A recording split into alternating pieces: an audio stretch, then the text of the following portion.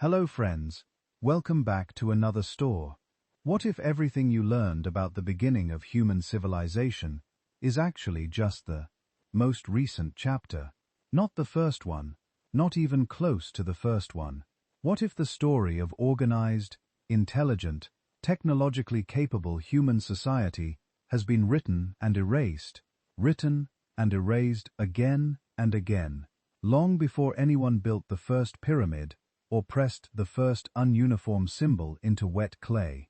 Here's the question that's going to drive everything we do today. What if we are not the first great civilization on this planet, but the seventh? Now, before your brain goes straight to pyramids built by aliens territory, stay with me, because this isn't about ancient astronauts or hollow earth theories. This is about something far more unsettling: the actual gaps in the archaeological record, the traditions that show up independently across cultures that had no contact with each other, the structures we can't fully explain, the flood myths that appear on 6 continents, the star maps that shouldn't exist. The question isn't whether ancient people were magical. The question is whether we're arrogant enough to assume that complex organized knowledge, accumulating human societies, could only have emerged once in our timeline, starting around 5,000 years ago. Let's define our terms, because this matters enormously. When we say advanced civilization, we don't necessarily mean smartphones and nuclear reactors. We mean something more fundamental. We mean societies with organized astronomy, capable of tracking celestial cycles across generations, engineering sophisticated enough to reshape landscapes, build structures aligned with precision, and move enormous amounts of material, systems of knowledge transfer, whether that's writing, oral tradition, or symbolic recording, evidence of long-distance trade and coordination between groups separated by geography. Social organization complex enough to sustain specialization, meaning people whose entire job was to think, design, or remember, rather than just survive. By that definition, civilizations don't require electricity, they require intention. And that raises the uncomfortable possibility that intention has existed in our species far longer than our textbooks currently acknowledge. Here's how this is going to work. We're not going to promise you certainty, that's not what this is. What we're going to do is investigate 6 specific claims, 6 alleged predecessor civilizations that historians, archaeologists, mythologists, and yes, some fringe theorists point to as evidence that something came before us. And for each one, we're going to sort evidence from interpretation and interpretation from legend, because those 3 things are not the same. And treating them as if they are is how you end up either blindly dismissing everything or blindly believing everything. And neither of those positions is honest. Some of what we're going to look at will genuinely surprise you, not because it proves ancient advanced civilizations, but because the actual peer-read evidence is stranger and more unresolved than mainstream summaries suggest. And some of what we look at will turn out to be a fascinating lesson in how human beings construct myths to explain the world they don't understand. Both of those outcomes are worth your time. Quick thing before we go any further: if you're listening to this on Spotify, follow the channel there. It's ad-free, it's music-free, and following on Spotify is genuinely one of the best ways to support this work. The link is in the description. If you're watching this on YouTube, drop a comment right now and tell me where you are and what time it is. Seriously, do it, because every time I check comments, it turns out to be London at 2 o'clock a.m., and Chicago over lunch, and someone in the Philippines at sunrise, all watching the same thing at the same moment. It's one of the strangest and most remarkable things about what we do here, and I never get tired of it. Now 6 alleged predecessors, each one rooted in something real, whether that's an ancient text, an anomalous structure, a mythological tradition, or a geological event. We're going to look at the flood narratives buried in Mesopotamian and biblical records, the Egyptian concept of a golden age before recorded history, Plato's Atlantis, and what he actually wrote versus what people claim he wrote, The vast cycles of time in Indian tradition, and the cities that may have sunk beneath the Indian Ocean, Mesoamerican records of worlds that came before this one, and the most scientifically grounded hypothesis of them all. The idea that an Ice Age culture was effectively reset by a catastrophe 12,000 years ago. 6 civilizations, 6 sets of records, 6 reasons people believe we've been here before. Let's find out what's actually there. Before we dive into any of these specific claims, we need to build something, a toolkit. Because the single biggest mistake people make when investigating lost civilization theories isn't being too skeptical or too credulous. It's approaching the question without any framework at all, just vibes and YouTube thumbnails, and a vague sense that ancient people were either idiots who somehow built impossible things, or geniuses who left no other trace of their genius.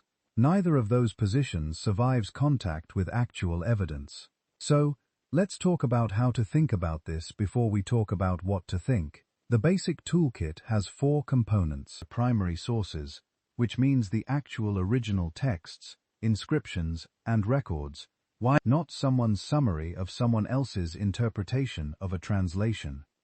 Archaeology, which means physical evidence pulled from the ground with documented context. Geology, which gives us a timeline for what the planet was actually doing at any given moment. And comparative mythology, which is the careful systematic study of how stories spread, mutate, and preserve cultural memory across time. Each of these disciplines has limitations. None of them alone gives you the full picture, but together, they form something that's genuinely powerful. A way of triangulating between what people said, what they built, what the Earth recorded, and what stories survived. Here's where it gets immediately complicated. Almost every lost civilization claim eventually involves what someone calls secret records, hidden archives, ancient texts preserved by esoteric orders, manuscripts that mainstream academia refuses to acknowledge. And look, the instinct to believe in suppressed knowledge is deeply human. Power does suppress information. Colonial empires burned libraries. Religious institutions destroyed texts. Archives do get restricted. All of that is real, but it's worth understanding how secret records typically arise, because the pattern is almost always the same. It starts with something genuine, a restricted archive, a partially translated text, a real oral tradition that outsiders weren't allowed to access. Then that kernel gets picked up and amplified, usually through a chain of retellings that adds a little more drama at each step. By the time it reaches a 19th century occultist, or a 20th century paperback, or a 21st century Reddit thread, the original grain of truth has been buried under layers of embellishment, misquotation, and wishful thinking. The Vatican archives are real, and some documents there are restricted. That doesn't mean they contain blueprints for Atlantean technology. The difference between those two things is enormous, and it matters. Which brings us to one of the most important distinctions in this entire conversation: the difference between legend as cultural memory and legend as literal history. These are not the same thing, and confusing them is how otherwise smart people end up in trouble. When a legend says a great flood destroyed the world, that doesn't mean either a global civilization was literally drowned, or B, the story is pure invention with no connection to reality. What it might mean is that the people who told this story had ancestral memory of a real, catastrophic flood, localized but devastating enough to feel like the end of the world, preserved across generations in narrative form. Because narrative is how pre-iterate societies maintain information. Ligands encode real experience. They just encode it through the distorting lens of metaphor, cultural values, and centuries of retelling. The skill is in reading the encoding, not in either taking the literal surface or dismissing the whole thing. Now, let's talk about the traps, because there are several, and they're all waiting for you. Confirmation bias is the big one. It works like this. You've already decided that a lost advanced civilization existed. Now, every piece of ambiguous evidence becomes confirmation. A rock formation looks vaguely like a wall. Confirmation. A flood myth in a culture you hadn't heard of. Confirmation. An ancient text that might, if translated a certain way, refer to flying machines. Massive confirmation. The problem isn't that you're looking for evidence. The problem is that you've stopped being able to see this is confirming evidence. You need to actively ask yourself, what would convince me I was wrong? And if you can't answer that, you're not investigating anymore. You're just collecting. Anachronism is the second trap. This is when you take a modern concept and project it backwards onto ancient material. When ancient Egyptians described the sun-is movement in terms that sound like they understood the solar system, that's fascinating. But it doesn't necessarily mean they had telescopes. It might mean they were extraordinarily careful observers who developed sophisticated, conceptual models with naked eye observation alone, which is actually just as impressive.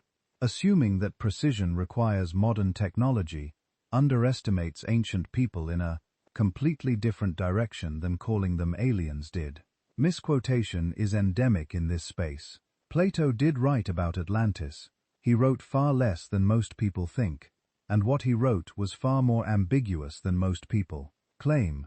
Ancient Vedic texts do describe vehicles that fly.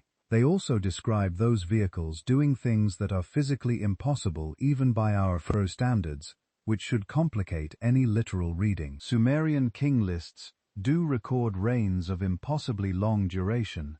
What you do with those facts depends entirely on whether you'd read the original sources or whether you'd working from a chain of retellings that has been quietly editorialized at every step. Circular sourcing is the end product of this process, where a claim gets cited back to another source that cites back to the original claim, creating the appearance of corroboration, where there is only repetition. So what would strong evidence actually look like? This is the important question, and most people skip it entirely. Strong evidence for a prehistorical civilization would start with datable physical artifacts, objects made by intelligent design, found in a stratigraphic context in a layer of Earth that clearly predates the civilizations we already know about.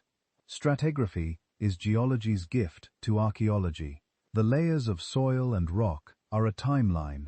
Find a worked stone tool or a smelted metal object in a layer that has 40,000 years old, and you have something that demands explanation. Find it in a disturbed context, sitting on the surface, or in a layer that's been disrupted by erosion or previous excavation, and you have very little. The context is almost more important than the object itself. Inscriptions that can be independently translated, not just interpreted by a single researcher with a theory to support, would constitute strong evidence. Consistent independent accounts from cultures that demonstrably had no contact with each other describing specific historical events, rather than universal metaphors would constitute strong evidence. Multiple independent lines of evidence, all pointing to the same place and time. That's when a hypothesis stops being a hypothesis and starts being a discovery. Which brings us to mainstream archaeology and why it is the way it is. There's a version of this conversation where mainstream archaeology is a cabal of gatekeepers, suppressing revolutionary discoveries to protect their careers. And I understand the appeal of that narrative. It has villains and heroes and forbidden knowledge. But here's the more accurate and honestly more interesting version. Archaeology is cautious because archaeology has been burned repeatedly by sensational and claims that didn't hold up. Every decade or so, a major discovery gets announced. The press runs wild with it, and then the scientific process works it over and either confirms, complicates, or quietly deflates it. Scientists are human, they have biases, they protect theories they've spent careers building. That's real. But the self-correcting mechanism of peer review, replication, and independent verification is also real, and it's the best system we've developed for getting closer to truth over time. What would it take to change the consensus? Not a single anomalous artifact. Anomalies appear all the time, and they mostly turn out to have mundane explanations once you look closely.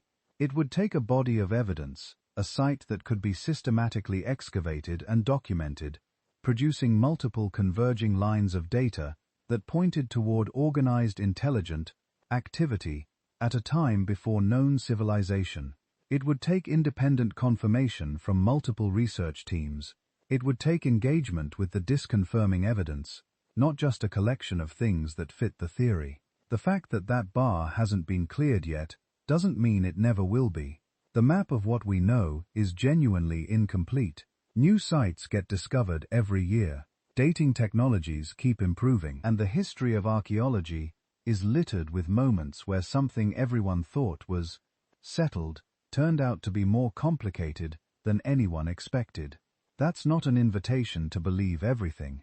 It's an invitation to stay genuinely curious, genuinely rigorous, and genuinely honest about the difference between what we know, what we suspect, and what we're hoping for. Because here's the thing, if there really were civilizations before ours, the way to find them isn't through wishful reading of ambiguous texts. It's through the patient, frustrating, extraordinary work of going and actually looking. With good tools and clear eyes, let's go look. When people say, if there was an advanced civilization before us, where are the ruins? They're bumping into something most of us never think about. Deep time. Not a few centuries, not even a few thousand years, but tens of thousands, hundreds of thousands, millions. Our brains are not built for that scale. We imagine time like a long version of our own history. Castles crumble a bit, but they're still there. Old roads crack, but you can still see them from the sky. We project that out and assume that if something big ever existed, it would still be sticking out of the ground somewhere, waiting for a drone shot. The planet does not work like that. Start with the most obvious place to build a civilization, the coast. That's where we build now. Food-rich estuaries, gentle climates, easy transport by water. If you're going to get trade, surplus, and specialization, three things every civilization needs. Coasts and river deltas are the natural choice. They're also some of the least stable landscapes on Earth. Sea level hasn't been constant. During the last ice age, when enormous ice sheets locked up water at the poles, global sea level was about 120 meters lower than today. That's a skyscraper's height of ocean that has been poured back onto the coasts in the last 20,000 years.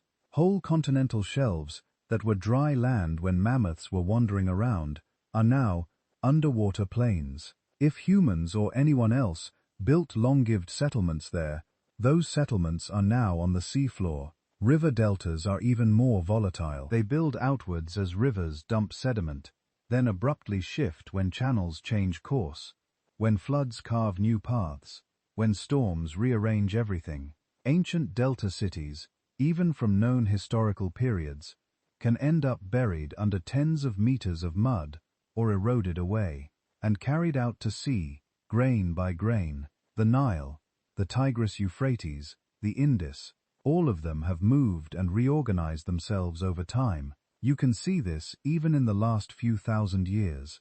Stretch that process back hundreds of thousands, and almost nothing original survives at the time. Surface. And all of that is happening on top of a crust that is literally moving. Plate tectonics means continents aren't fixed backdrops. They collide, they rift, they crumple and erode. Mountain ranges that were once seafloors get pushed up, folded, and then shaved down by ice and rain. Oceanic crust, where a lot of those submerged continental shelves end, is gradually dragged back into the mantle at subduction zones and recycled. Give the Earth enough time, and it doesn't just demolish buildings, it erases whole landscapes. So if you ask where are the skyscrapers from a civilization 5 million years ago, the most honest answer is almost certainly ground to mineral dust subducted or lying in fragments under hundreds of meters of sediment or water. Not because of a conspiracy, because of geology. Now add another layer, preservation bias. Archaeologists use this term to describe the fact that what we find is not a neutral sample of what once existed. Some things have a much better chance of surviving than others. Stone tools, ceramics, fired clay. They're tough. They can sit in the ground for 100,000 years and come out chipped but recognizable. Bone can survive under the right conditions, but wood, textiles, leather, most metals, they're temporary on deep timescales.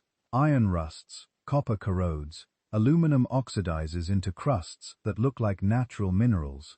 Electronics, our most obvious signatures of complexity, are made of plastic, glass, and metals that break down, leach out, and physically disintegrate when exposed to water, microbes, and chemistry over long spans. Put your phone in a landfill and come back in 10,000 years.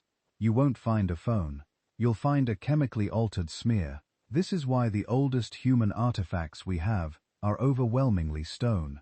It's not because ancient people only had stone. It's because stone is what survives.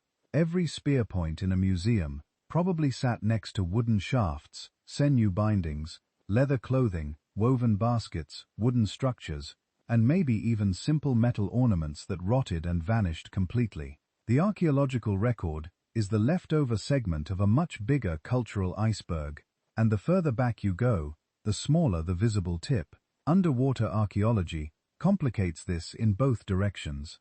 On the one hand, the sea can be a great preserver. Deep, cold, low-oxygen environments slow decay dramatically. Shipwrecks like the Antitha wreck or ancient canoes survive because they got buried fast in protective sediments. On the other hand, access is brutally hard. Most of the now submerged coastal plains are at depths that require specialized equipment, expensive expeditions, and very targeted searching. We have mapped the broad shape of a lot of the seafloor, but we have not combed it at archaeological resolution. So when someone says, "What about all those submerged landscapes from the last ice age? Could they hide something big?" The honest answer is yes. They could hide coastal settlements, harbors, maybe even pretty complex trading communities that never show up on terrestrial surveys. What they can't do is magically conceal a global technological civilization that spanned continents, launched satellites, and mined at industrial scales. That kind of activity leaves not just buildings but planetary signatures, altered isotope ratios from large-scale industry, weird spikes in certain pollutants, massive landscape modification. People actually look for these things, not just for humans, but as part of the psi. The question of whether a previous industrial species would leave a detectable geological fingerprint. So far, nothing. Catastrophes complicate the picture in another way. Different ways of collapsing leave different fingerprints in the ground. A sudden catastrophe, a mega tsunami, supervolcano, asteroid impact, rapid sea level jump tends to create clear, sharp layers. You get a band of debris or ash, abrupt break in occupation, sometimes bodies in situ. You see this in the archaeological record of real disasters. Cities buried under volcanic ash, coastal settlements with tsunami deposits full of marine sand and broken pottery, abrupt abandonment horizons. Slow decline looks different. Populations thin out, building quality drops, long-distance trade shrinks, trash deposits change character. Over centuries, stone buildings get robbed for later construction, wooden structures rot, fields revert to scrub and forest. A city can turn into a faint scatter of pottery, brick dust, and pollen changes in the soil. Give that process not 500 years, but 50,000, and erosion smooths the whole story into a couple of centimeters of mixed sediment. So when we don't find abrupt, dramatic end-of-the-world layers corresponding to some claimed lost civilization date, that's meaningful evidence against asteroid-scale resets. But it doesn't tell us much about whether smaller regional or slower declines happened in places we haven't dug, or in landscapes that have since been reworked beyond recognition. This is where people often make a logical leap. We haven't found X, therefore X never existed. Or on the flip side, we haven't found X, therefore X might be anything I want it to be. Both positions ignore the realities of deep time and preservation. Absence of evidence is not automatically evidence of absence. It depends on what kind of evidence you're talking about, how easy it would be to preserve, how likely we'd be to have looked in the right places, and what else the planet was doing in the meantime. A small coastal Bronze Age level culture living 20,000 years ago is much easier to lose than a global industrial 21st century level civilization living 2 million years ago. One could plausibly be mostly underwater and under sediment. The other should have left chemical scars in the atmosphere, weird sediment layers, mines stripped of accessible ore. We haven't seen those, so we're left in attention. The Earth is fully capable of erasing most traces of many kinds of human societies over long stretches of time. That's a real physical fact. At the same time, the more complex, technological, and truly global a civilization is, the harder it becomes to hide it completely. That's another fact. Our task, if we're going to talk seriously about 6 civilizations before ours, is to live inside that tension. We have to respect the plausible disappearance mechanisms, erosion, tectonics, sea level rise, preservation bias, without using them as a blank check to imagine anything we like. And we have to insist that even in deep time, civilizations leave some kind of concrete datable trace if they reach a certain scale. So as we turn now to those ancient stories, Mesopotamian flood tales, Egypt's first time, Plato's drowning island, India's yugas, the question shifts. Not could a civilization vanish, because in many forms, yes it could. The question is, what level of civilization are these traditions really pointing to? And do we see even the faintest physical echoes in the places and times they seem to describe? To get to our alleged first lost civilization, we have to start in a very particular place, the floodplain of the Tigris and Euphrates, about 5,000 years ago, with a weird little document called the Sumerian King List. On the surface, it sounds simple. It's a list of kings, where they ruled, and how long they reigned. But immediately, something feels off. The earliest rulers on the list are said to have reigned for 28,000 years, 36,000 years. A single king ruling longer than our entire written history. Alternative history writers grab this with both hands. Look, they say, this is evidence of a pre-flood civilization. The Sumerians remembered rulers from tens of thousands of years before their time. Maybe these weren't just kings. Maybe they were technocrats, scientists, even non-human beings with lifespans and knowledge far beyond ours. Mainstream scholars read the same text and see something different. Not a census, but a statement. The king list, in their view, is political theology. It's trying to say legitimate kingship is a divine institution passed from city to city under the guidance of the gods. The huge reign lengths in the antediluvian section aren't meant to be read like a spreadsheet. They're symbolic. They mark a mythic era when humans and gods weren't clearly separated, when time itself was different. Then everything changes with one line. Then the flood swept over. After that, reign length snapped down from tens of thousands of years to lengths we'd recognize as human. A few decades, a century or two at most. Kingship, the text says, was lowered from heaven again. But now, in a post-flood world that looks more like history, so we have this pattern. Impossibly long-lived rulers before a great flood, normal kings afterward. Mesopotamian tablets are not the only place we see it. In the Hebrew Bible, you get the same rhythm. The patriarchs before the flood, Adam, Methuselah, Noah, live for centuries. After the waters recede, lifespans shorten in stages until they land somewhere near our own. Is that evidence for a superhuman antediluvian race? You can read it that way, but you don't have to. Another possibility is that cultures, when they look back into their own deep past, compress and blur time. Generations of tribal leaders, elders, or clan founders can collapse into a single legendary ancestor. Stories that originally described whole lineages get retold as the life of one long-lived hero. Add in a worldview where age equals wisdom equals authority, and exaggerated lifespans become a narrative tool. Our tradition is old. Our founders were close to the beginning. Therefore, their way is legitimate. The flood itself is where the story really bites people's imagination, because it, not just one text. In the Atrahasis epic, the gods send a flood to wipe out noisy, overpopulous humans. One man, Atrahasis, is warned to build a boat, load it with animals, and ride out the catastrophe. In the Epic of Gilgamesh, the flood survivor is Utnapishtim, telling a very similar story to a king who wants the secret of immortality. In the Bible, it's Noah building an ark at divine instruction and repopulating the world afterward.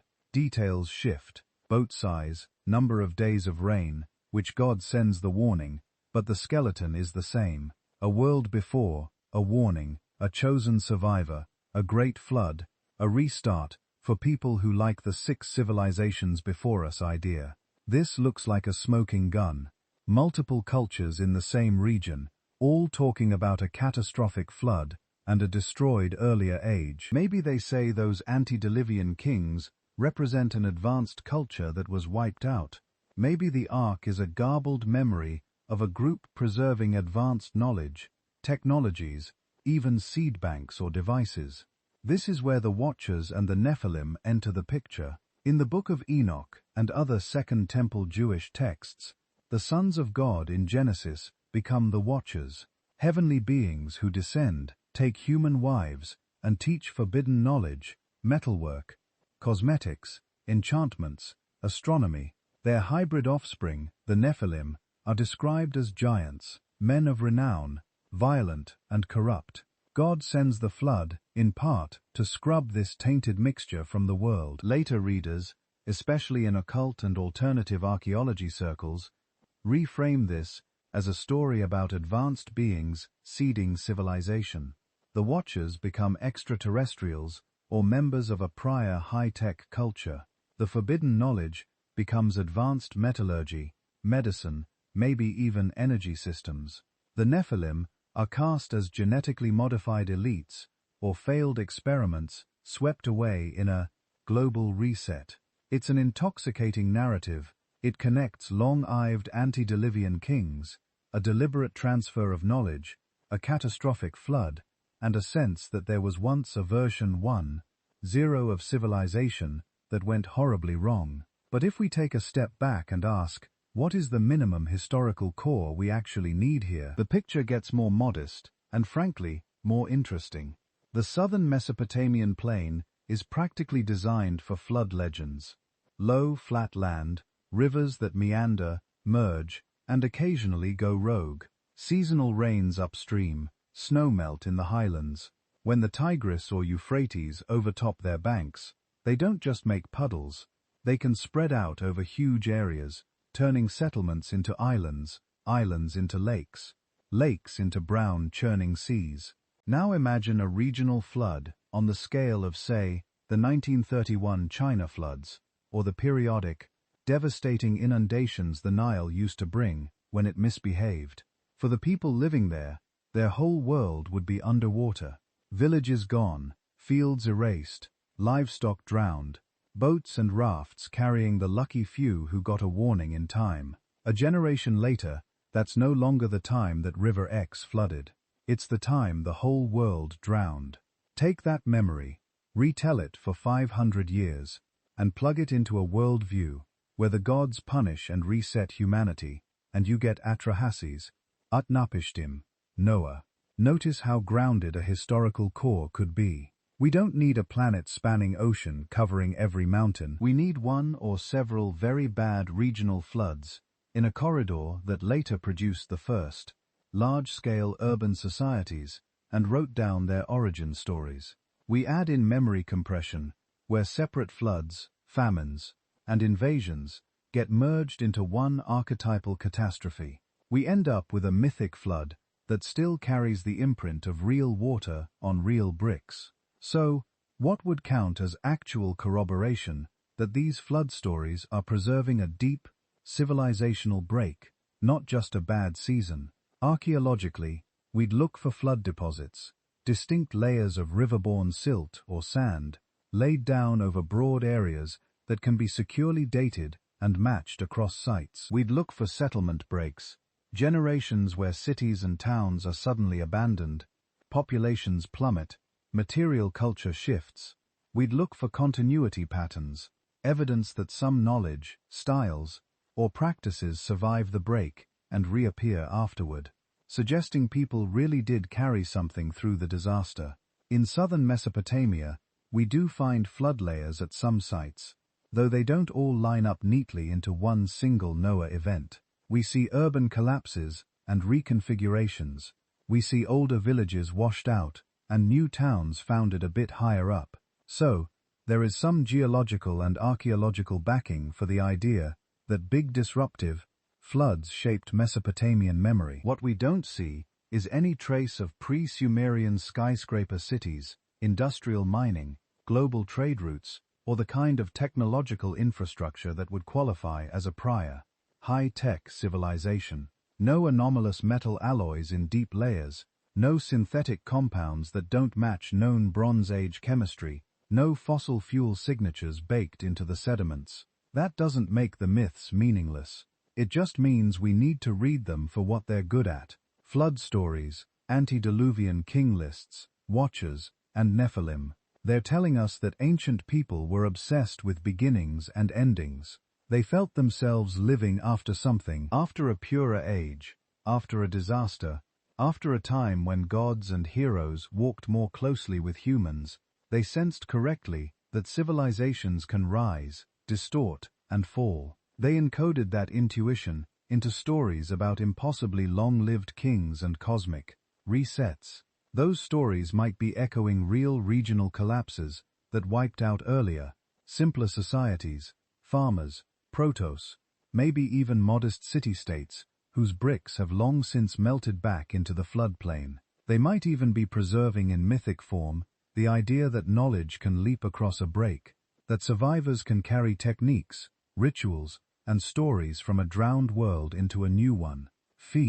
But myth by itself is not a radiocarbon date. It doesn't automatically equal particle beams, airship, or lost satellites.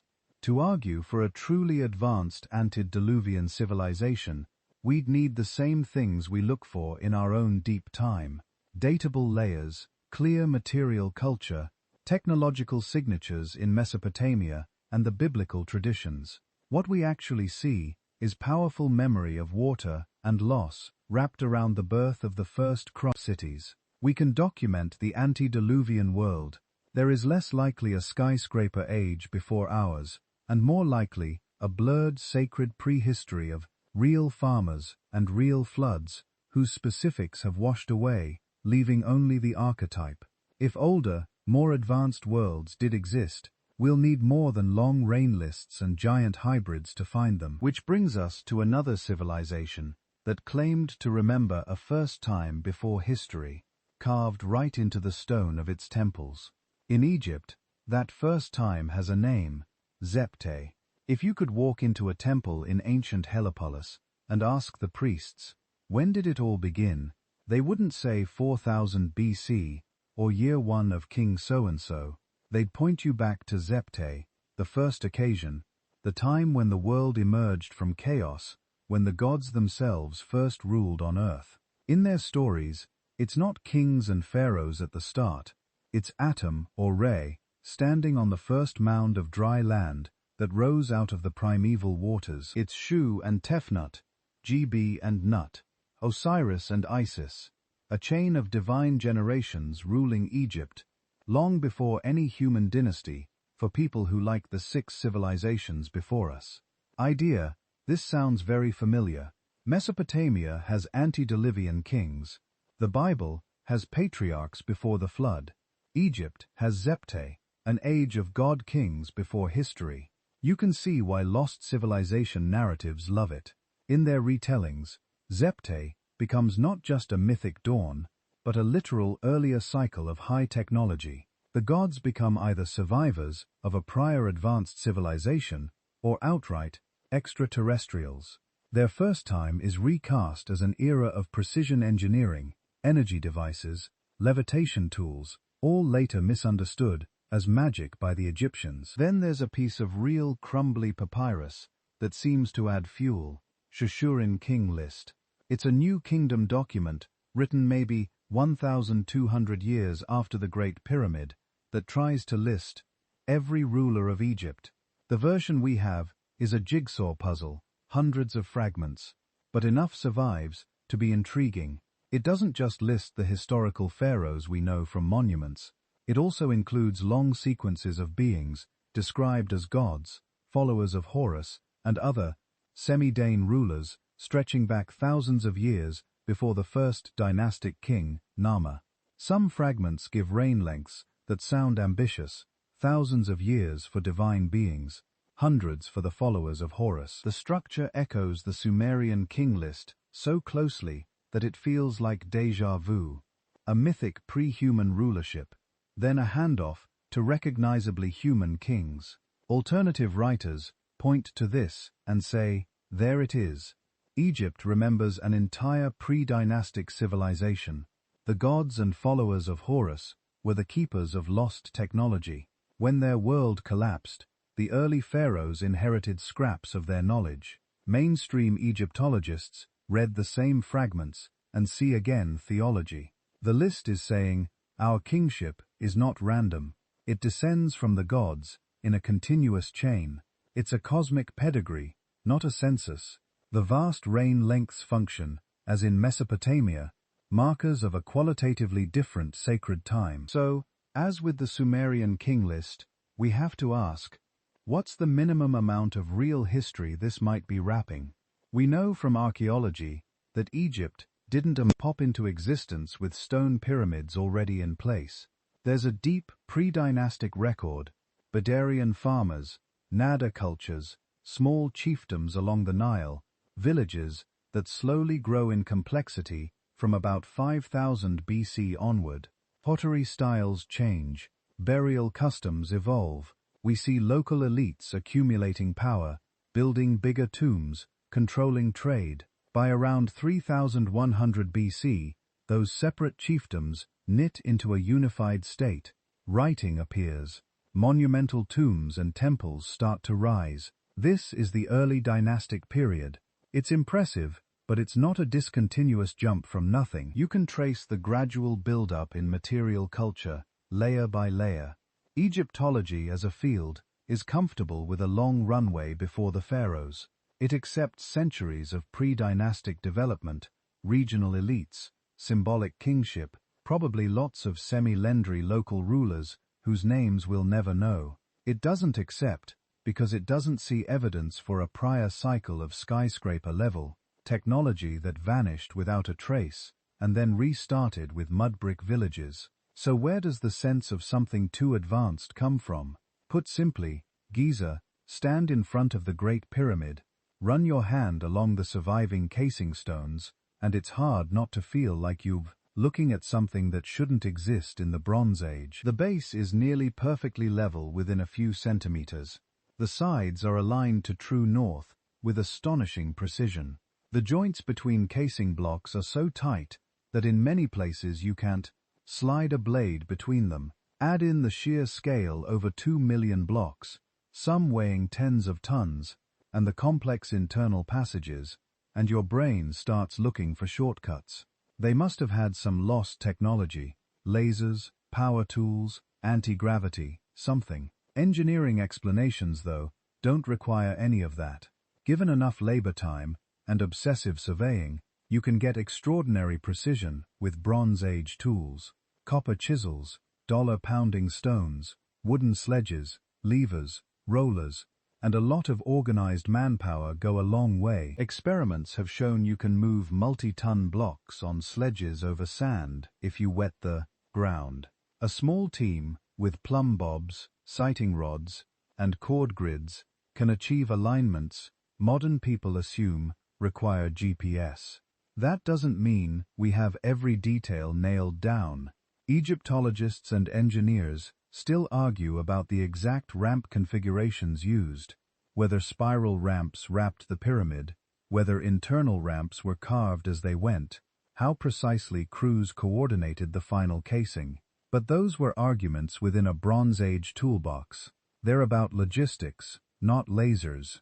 The same pattern appears in another controversial piece of Giza, the Sphinx. Mainstream view. The Sphinx was carved around 2500 BC, during the reign of Khafra, the builder of the second pyramid. The style matches, the alignment fits the Giza plan.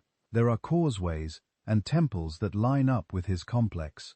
Weathering is mostly explained by wind erosion, salt exfoliation, and later flooding of the enclosure when the water table rose. Alternative view. The Sphinx is much older.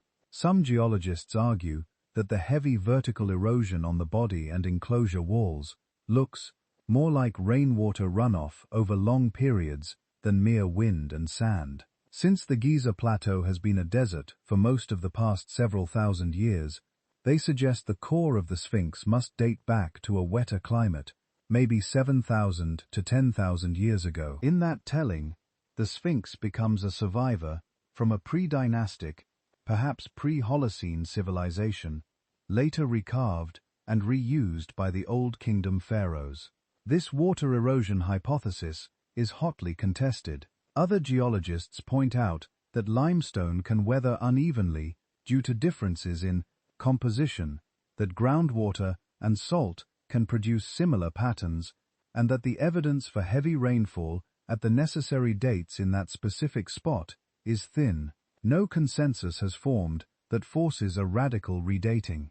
So, we're in a familiar situation, an anomaly that could be read as hinting at deeper time, but that also has plausible explanations within the accepted chronology. It's an open technical debate, not a smoking gun for a vanished advanced age. The deeper question, if we're asking, are we the seventh civilization, is how to separate legitimate awe at Egyptian achievements from the leap to unknown technology. A good rule of thumb is this: if you can, even in principle, explain something with known materials, tools, and methods scaled up to thousands of workers and decades of effort, you don't need to invoke a hidden tech base. Precise stone cutting. We have experimental archaeology showing how to do it with copper saws, sand abrasives, and time. Astronomical alignments.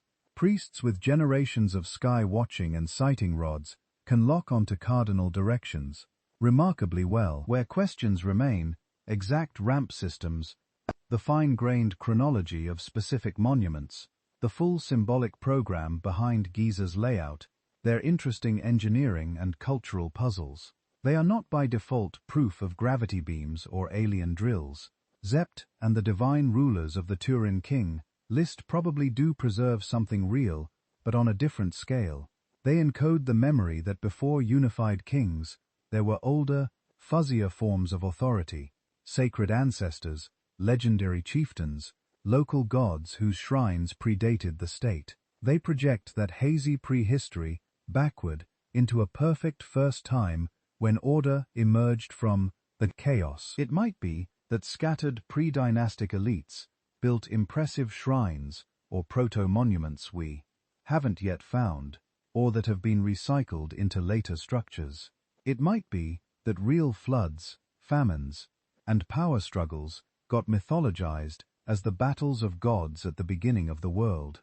But if a full-blown high-tech Egyptian civilization existed tens of thousands of years before the pyramids, it left no clear, datable, unambiguous material trace beneath or around the monuments we can study. So Egypt gives us the same tension as Mesopotamia. Powerful myths of a before time, real but gradual archaeological development, spectacular engineering that pushes human limits without breaking known physics, and a handful of puzzles that keep the door open just enough for speculation. If there were truly older cycles of civilization, they are not shouting from the Giza Plateau. At most, they are whispering through ambiguities in stone and story. To listen harder, we have to leave the Nile and turn to another culture whose most famous lost city exists only in a philosopher's tale. In Greece, the before time doesn't come from temple walls or king lists.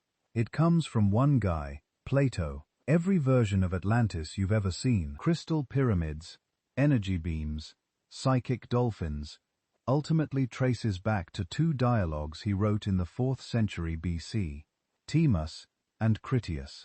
And they don't read like a myth book, they start like a dinner party. In Timus, Plato has Socrates hanging out with a small group of intellectuals. One of them, Critias, says basically, "You know, that perfect city you described yesterday, Socrates, the ideal republic. Let me tell you a true story from very ancient times that matches it in some ways and shows what happens when such a city goes bad." He says he heard it from his grandfather, also named Critias, who heard it from his father, who heard it from the famous lawgiver, Solon. Solon in turn supposedly heard it from Egyptian priests in the city of Sais, who had access to records written on temple walls going back 9,000 years before Solon's visit. So, the chain looks like this: Egyptian temple inscriptions, priests of Sais, Solon Critias, his father,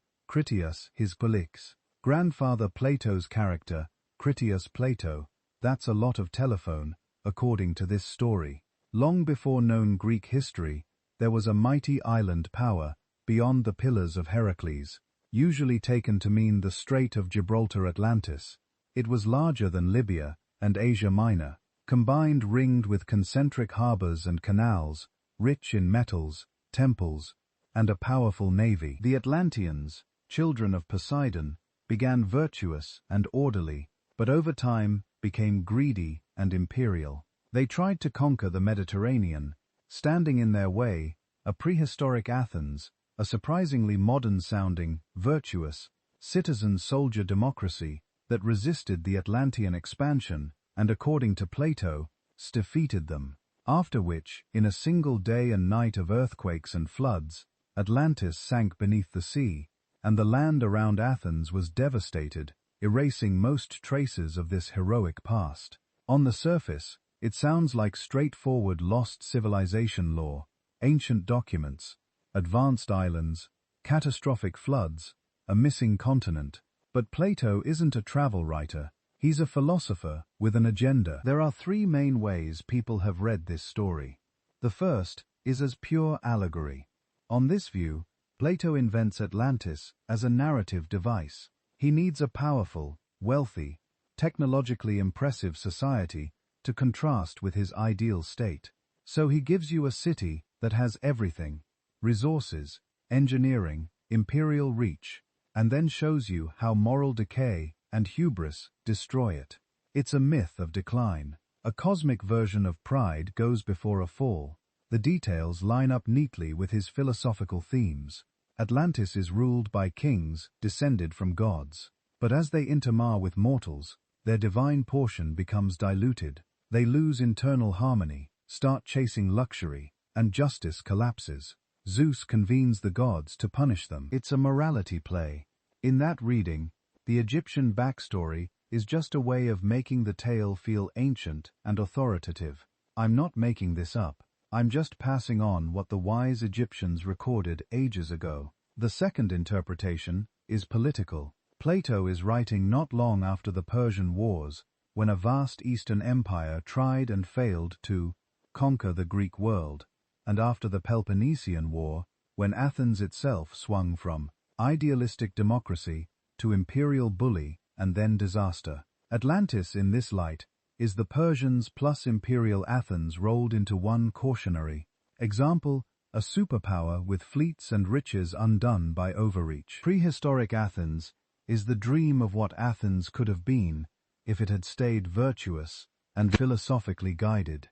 So the story functions as patriotic flattery and warning. We once were this noble. We could be again.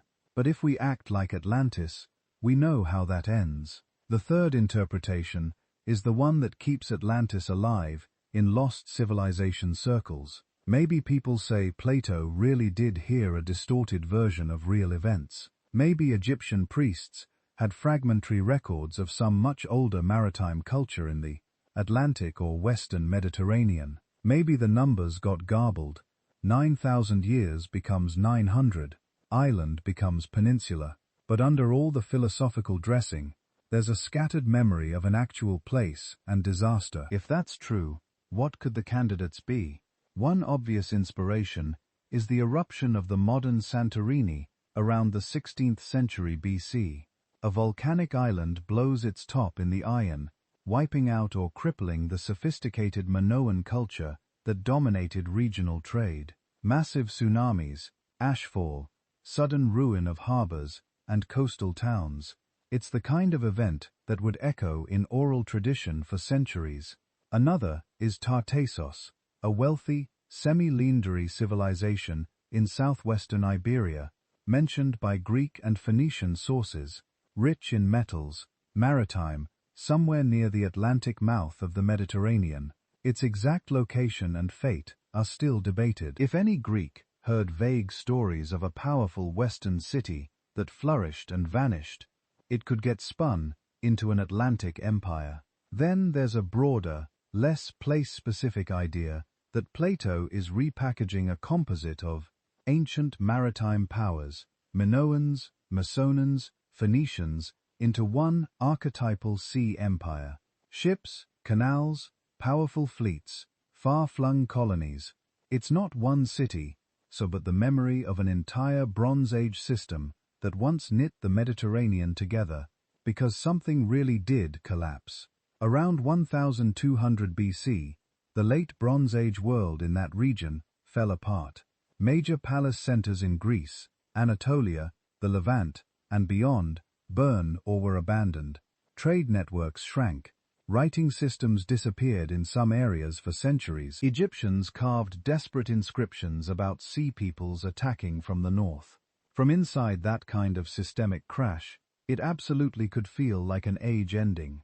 People alive 2 or 3 centuries later might hear, once there were great cities, they traded across the sea. Then the gods sent famine and invasion, and the mighty were overthrown. Nothing is like it was.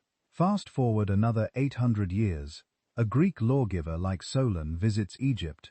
Priests who themselves inherit layered traditions and temple histories talk about earlier ages, floods, and fallen kingdoms. Numbers and names drift in translation. A philosopher, a century after that, needs a dramatic example of noble cities and decadent empires. He pulls it all together into Atlantis. That doesn't mean there was literally a ringed island in the mid-Atlantic with anti-gravity, crystal towers. It means there's a plausible pathway for real disasters and collapses to harden into archetypal stories of a great civilization swallowed by water. So why does Atlantis, out of all such stories, refuse to die? Partly because it's narratively complete. Plato doesn't just say there was a city and it sank. He gives you geography, politics, architecture, resources, founding myths, military campaigns. It feels textured. You can imagine the streets, partly because it comes with a built-in moral frame. Atlantis isn't just lost, it's deservedly lost. It serves as both a promise and a threat. If we become advanced and virtuous, we can be like early Atlantis or prehistoric Athens. If we become corrupt and arrogant, we will share their fate. That framing makes it easy to graft modern anxieties onto it. Climate change, nuclear war, runaway tech, and partly because it leaves tantalizing blank space on the map. Plato places Atlantis just far enough away and just long enough ago that ordinary evidence will always be ambiguous. The Atlantic seafloor is enormous and hard to survey. Coastlines have shifted. Sea levels rose after the Ice Age, so there's always room to say, we haven't looked in the right spot yet. The real city is just over the horizon. If we're asking, though, are we the 7th civilization, and was Atlantis one of the previous 6? We need an evidentiary bar that isn't satisfied by vibes and narrative satisfaction. What would have to show up for Atlantis to move from story to site? You'd need a location that matches the core elements of Plato's account in a tight, testable way. Not somewhere in the ocean, but a specific region with clear geological evidence of a major, relatively sudden catastrophe at roughly the right time. Massive subsidence, tsunami deposits, volcanic destruction, archaeological remains of a complex urban maritime culture at that spot before the disaster. Harbors, shipbuilding infrastructure, large-scale architecture, organized water management, not just a fishing village, material culture that plausibly connects to the world Plato knew, either through trade goods, linking it to the Bronze Age Mediterranean, or through a timeline that makes sense if memories traveled via Egypt, and ideally independent, textual, or iconographic references from nearby cultures that hint at such a power. Foreign inscriptions, shipwreck cargoes, loan words. So, we're not hanging everything on one Greek philosopher. So far, despite a century of looking, so proposed Atlantis site clears that bar. Some have pieces. Thera has the cataclysm, Tartessos has the rich western harbor vibe, but nothing matches the whole package without stretching Plato to the breaking point. That doesn't make Atlantis useless to our question. It shows how easily real collapses, half remembered by later cultures, can be reshaped into a single mythical golden age that ends overnight.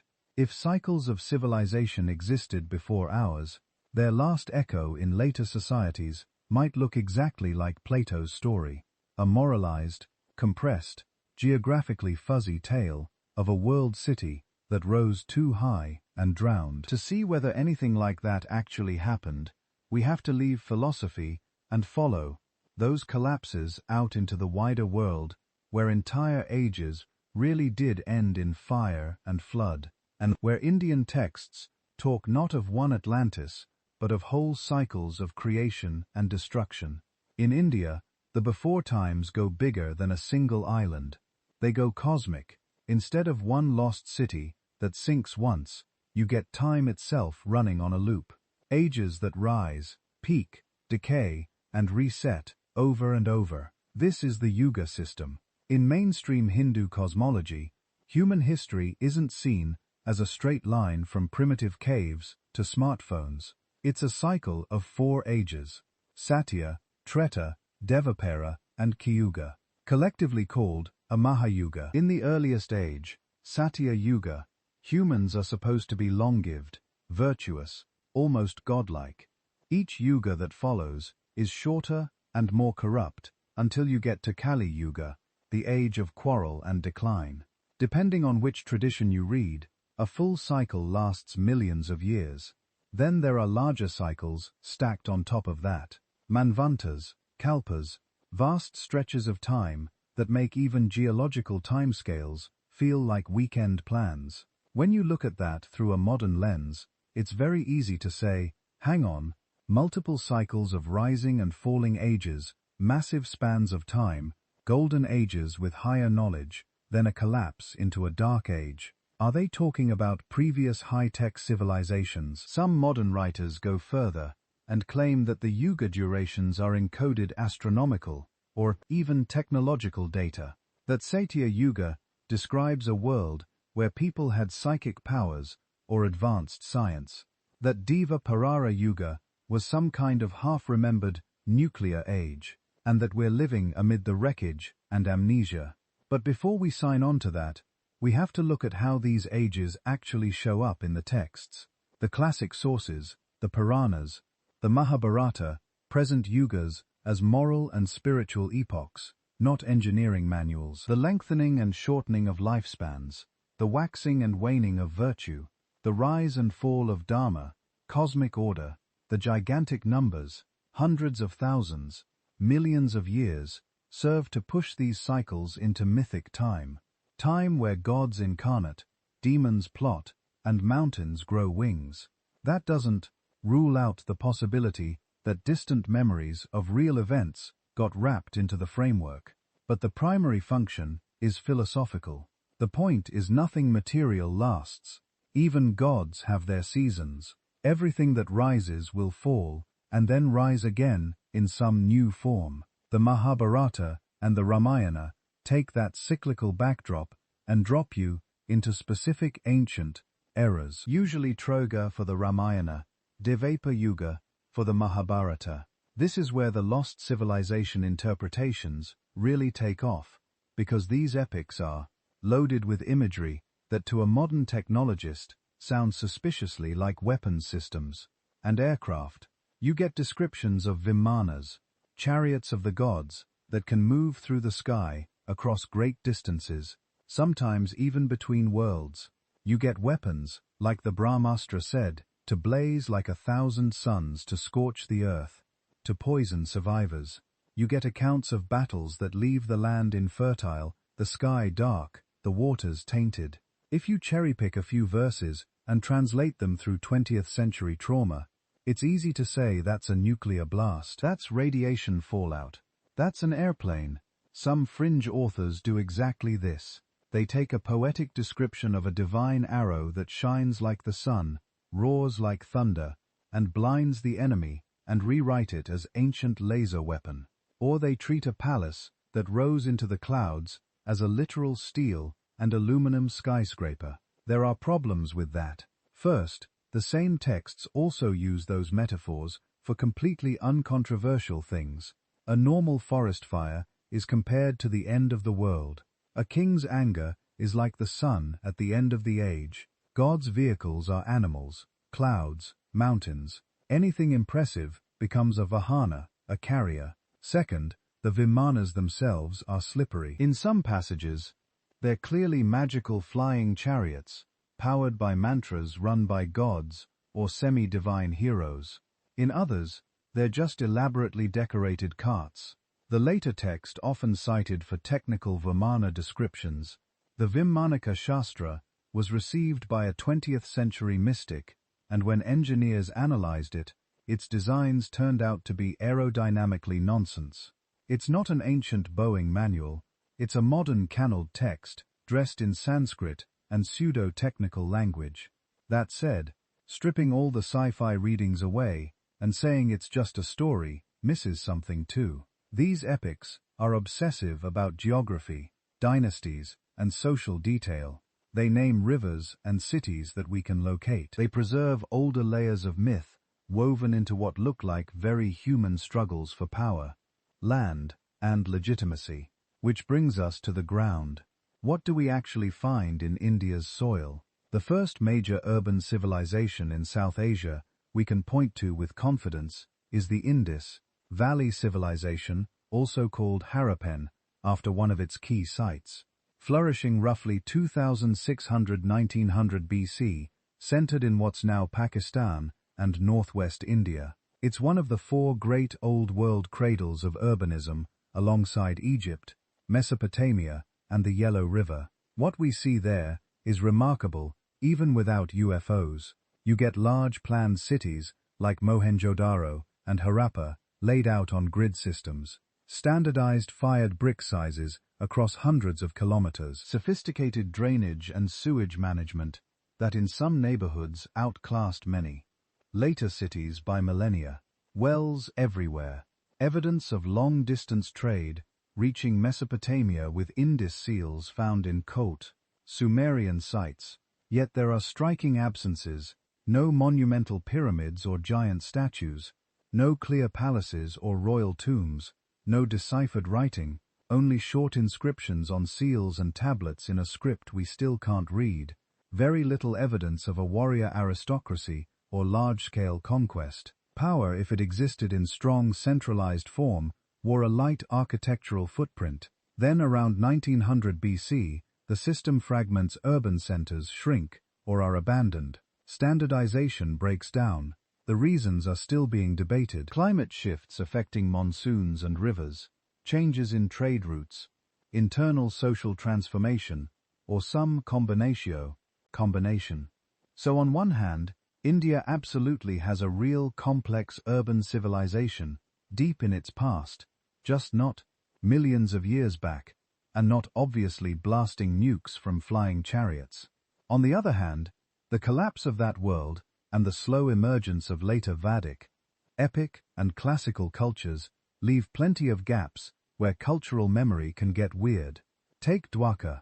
In the Mahabharata and later traditions, Dwarka is the dazzling coastal city of Krishna, built by divine architects, rich, ordered, and eventually submerged by the sea after Krishna's departure.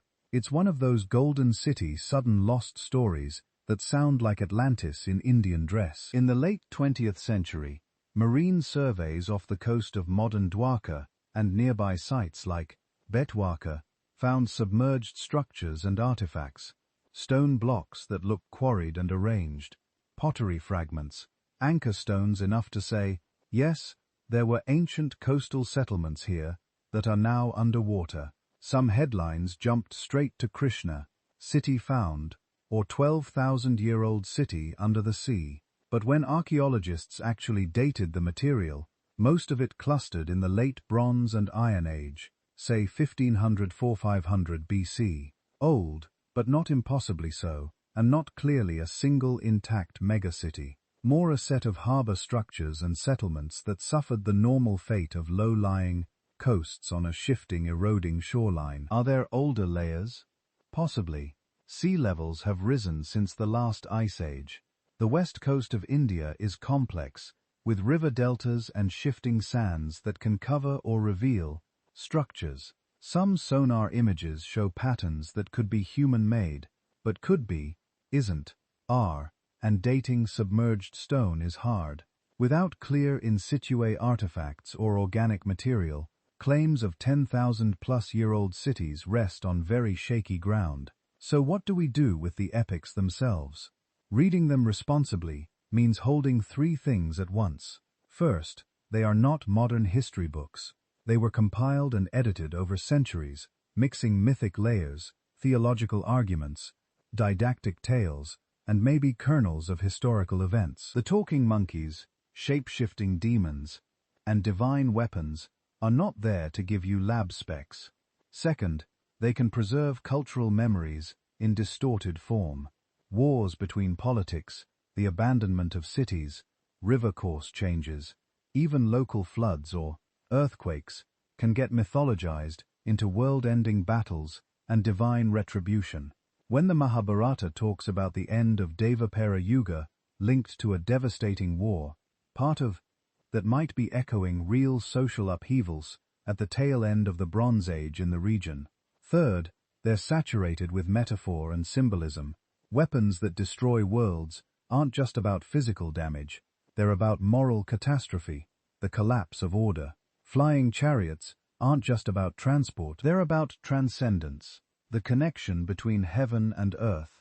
To read them flatly, as aerospace descriptions, is like reading the Book of Revelation as a submarine maintenance manual. Where do the genuine mysteries sit? Some are textual. How old are the earliest layers of these epics? Really, oral composition can preserve themes for a long time before writing, but pinning dates is hard. Some are material, the undeciphered indescript, the exact triggers of Harappan collapse, the nature of early Iron Age, states that step into the vacuum. There are also transitions that feel abrupt from our distance. From large, relatively anonymous Ind cities to smaller, more hierarchically explicit later cities. From a material culture, we can't read to one anchored in Vedic ritual and epic narrative. In those gaps, it's easy and tempting to insert entire lost cycles of high technology. Could there have been earlier, more advanced cultures on the subcontinent before the Indus, wiped clean by time and monsoon? To move that from possibility to probability, we'd need the same kind of things we asked of Atlantis. Clear datable archaeological evidence of complex urbanism or large-scale engineering, well, before 3000 BC, and ideally multiple independent lines of support. So far the record shows deep human antiquity in India, stone tools going back hundreds of thousands of years, rock art, hunter-gatherer traditions, early farmers. Then by the 3rd millennium BC, a very real, very impressive urban civilization in the Indus. What it doesn't yet show is skyscrapers in Satya Yuga or jets in Dvapara. What it does show through the Yuga cycles and epic imagination is a culture that was thinking hard about rise and fall, about long arcs of time, about remembered and forgotten ages. And that again is exactly the kind of mind that might preserve a faint echo if there really were civilizations before ours. To look for those echoes beyond India, we have to keep following the pattern. Myths of world ages, submerged cities, builders before the builders across the ocean into the Americas. If India gives you yugas, Mesoamerica gives you suns. In central Mexican cosmology, especially as preserved by the Aztecs, you don't just have one creation, one history. You have a series of worlds, each with its own rules, its own peoples, and its own way of ending badly. This is the doctrine of the 5 suns. In broad outline, the story goes like this. The gods create a world, populate it, and something goes wrong. Jaguars eat everyone, or hurricane winds strip people of their flesh and turn them into monkeys, or fire rains from the sky, or a flood wipes the slate clean. Each destruction is followed by a new beginning, a new sun, a new age of humanity. It's not a perfect one-to-one with Indian yugas, but the family resemblance is striking. Multiple world ages, repeated resets, catastrophes that sound to a modern ear like floods, storms, conflagrations, and a strong idea that we're living in a precarious late-age world, the 5th sun that could end if balance isn't maintained. The Mer, further south, don't talk about suns in quite the same way, but they're obsessed with time cycling. Their long count calendarly tracks days from a mythic starting point in 3114 BC, through massive spans called Bacton. At the end of a big cycle, the odometer rolls over and a new era begins. The PPV, a key Kichi Maya text, tells of gods making multiple attempts at humanity. People of mud, people of wood, who fail and are destroyed before the successful maize people appear. To lost civilization enthusiasts, this all sounds like screaming subtext. We remember earlier iterations. We remember worlds before this one maybe. But we have to be careful about how we interpret world. Just like in India, these are not primarily technical manuals. They're cosmologies, moral dramas, explanations for why sacrifice matters, why the sun keeps moving, why humans owe a debt to the gods. The destructions are both literal and symbolic. Floods and fires stand for cosmic resets, but also for social chaos. Drought, famine, invasion, things these societies actually lived through. Still embedded in the myths are tantalizing hints of people before us. The Aztecs, for instance, talked constantly about the Toltecs. To them, Toltec didn't just mean a specific historical group from central Mexico. It became a kind of honorific for master artisan, wise person, original builder. In later Aztec storytelling, the Toltecs are the ones who knew the deep arts, who built magnificent cities, who had a level of refinement their successors could only imitate. Go back further, and you get creator gods, who act almost like culture heroes or teachers. Quetzalcoatl, in some versions, brings maize, teaches calendari, king introduces arts, and so governance. In the Maya area, deities and semi-divine ancestors are credited with giving humans writing, astronomy, agricultural rituals. Knowledge doesn't just arise, it's bestowed, and sometimes it feels like something being recovered. On the ground, we do see clear cases where builders, before the builders is literally true, just not in the sci-fi way. Take the Mech, flourishing roughly 1500 and 400 BC along the Gulf Coast. They're famous for those colossal stone heads, some over 3 meters tall and weighing many tons. But beyond the meme, what you find are planned ceremonial centers, massive earthworks, possible early pyramid platforms, evidence of long-distance trade. They're one of the earliest complex societies in Mesoamerica and seem to have influenced later culture's iconography, ball games, and maybe even aspects of writing and calendar. Then there's Teotihuacan, in the basin of Mexico centuries later. At its height around 1600 AD, it's a true metropolis, maybe 100,000 people or more. You get a rigid grid layout, a central avenue of the dead, flanked by monumental pyramids, apartment compounds, plumbing complex, craft specialization. It predates the Aztecs by a millennium. By the time the Aztecs arrive on the scene, Teotihuacan is already an ancient ruin, venerable, mysterious. They name the big structures Pyramid of the Sun and Pyramid of the Moon, weave them into their own myths, and treat the site as a place where gods once walked. From their perspective, the question, who built this, is natural. The people who actually did are gone. The city's original name is lost. All you see are massive eroded constructions, far beyond anything your own polity has yet managed. Of course, you attribute it to mythic predecessors. We see a similar pattern with the Mera. Classic period Maya cities, like Teal, Palenque, and Calakmul, show sophisticated urban planning, dynastic politics carved in stone, reservoirs, causeways, observatories aligned with celestial events. But even within the Maya world, later populations sometimes reoccupied or reinterpreted earlier sites. A modest village might grow up among the ruins of enormous temples. Local stories morph. Our ancestors built this in a time of great power, even if in reality there were multiple, distinct phases of construction and abandonment over centuries. The calendar is where a lot of people reach for proof of advanced, lost tech. The Mer could predict eclipses, track Venus cycles, and run interlocking calendars. The 260-day ritual cycle, the 365-day solar year, the long count through vast time spans. Their daykeepers and astronomer priests were very, very good at what they did. But being good at naked eye astronomy and base 20 arithmetic doesn't require satellites or computers. It requires long-term observation, recording, pattern recognition, and a cultural commitment to watching the sky.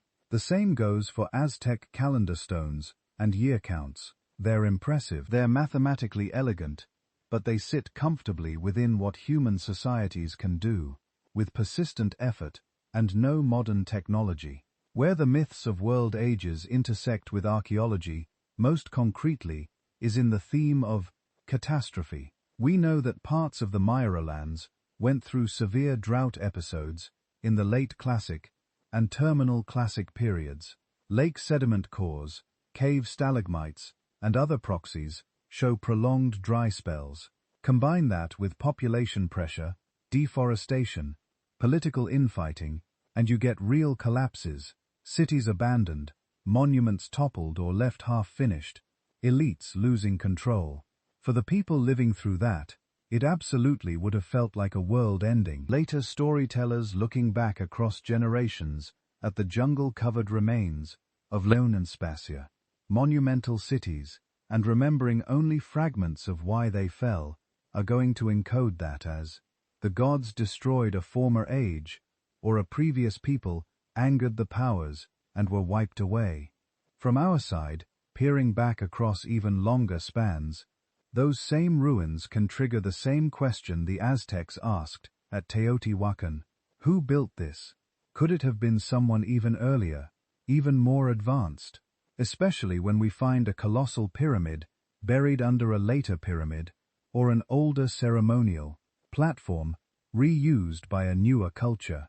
Layers on layers, like geological strata, invite stories about cycles and resets. So yes, in Mesoamerica, we do find myths of multiple creations, memories of earlier peoples, accredited with superior skill, and real archaeological sequences where societies rise, build monumentally fragment, and leave their successors puzzling over what came before. What we don't yet find is clear, datable evidence of a hidden technological civilization beyond what Olmec, Maya, Teotihuacan, and their neighbors already were. Brilliant Stone Age engineers and astronomers pushing pre-industrial techniques to their limits. But when you line up Mesopotamian floods, Indian yugas, and Mesoamerican suns, a pattern emerges. Cultures all over the world thinking in terms of ages, cycles, destructions, and rebuilds. That pattern is exactly where lost civilization theories like to live.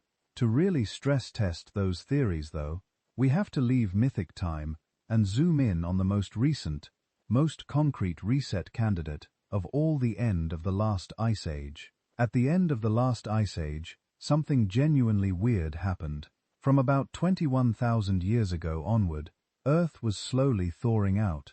Massive ice sheets were retreating, sea levels were creeping up, climates were shifting. For thousands of years, the general trend was a bit warmer, a bit wetter, a bit friendlier to plants, animals, and humans.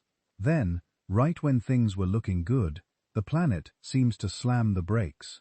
Around 12,900 years ago, temperatures in many regions dropped dramatically. In parts of the North Atlantic world, it got nearly as cold as full glacial conditions. Again, this chilly interval is called the Younger Dryas. It lasted roughly 1,200 years, and then, just as abruptly, the climate lurched back toward warmth. Not a gentle slope, but sharp steps in ice cores and sediment records that make climate scientists sit up straight. If you're someone who thinks in terms of civilizations and resets, that pattern is irresistible. Slow warming, people spreading into new lands, experimenting with new ways of living, then a sudden cold shock, ecosystem disruption, megapora extinctions, sea level jumps, and meltwater pulses on either side of it. Then a new, warmer world. It feels like a cosmic switch being flipped. Old world off, new world on. Add to that another detail. This is exactly the window when, in a lot of alternative history circles, you start hearing about a supposedly advanced Ice Age culture. The claim goes something like this. Long before Egypt, Sumer, or the Maya, there was a global or semi-global culture of hunter-gatherers, plus people who still used stone tools, but also had refined astronomy, sophisticated surveying, maybe even some form of navigation and proto-engineering. They understood precession of the equinoxes. They tracked long celestial cycles. They knew geometry well enough to lay out perfect circles and alignments. Then the Younger Dryas hit their coastal settlements, drowned or shattered, and only a handful of clay survivors made it through to seed later first civilizations with their knowledge. In this narrative, those survivors become the culture heroes of myth, the civilizing gods, the mysterious founders who pop up in stories from Turkey to Egypt to Mesoamerica. And the easiest place to pin that story in the real archaeological record is a site that genuinely does blow up our old timelines. Göbekli Tepe in southeastern Turkey dates to around 9,068,000 BC, just after the Younger Dusas ends. It's older than Stonehenge by millennia, older than the pyramids by far. It consists of massive stone enclosures with T-shaped pillars, many over 5 meters tall, weighing multiple tons. The pillars are carved with animals, abstract symbols, sometimes humanoid features. There's planning, labor coordination, artistic convention, and the people who built it were, as far as we can tell, still hunter-gatherers, or at best, very early experimenters with domestication. That's already wild. Monumental architecture before full-blown agriculture, organized symbolic construction before cities. Some researchers and popular writers go further. They argue that the layout of Gerakli encodes constellations, that certain animal symbols correspond to specific star patterns, that alignments mark solstices or even catastrophic events in the sky. In this reading, the site is not just a ritual center, it's a kind of stone database, preserving the memory of an earlier catastrophe, maybe even a comet strike, that triggered the Younger Deuce. Which brings us to the comet.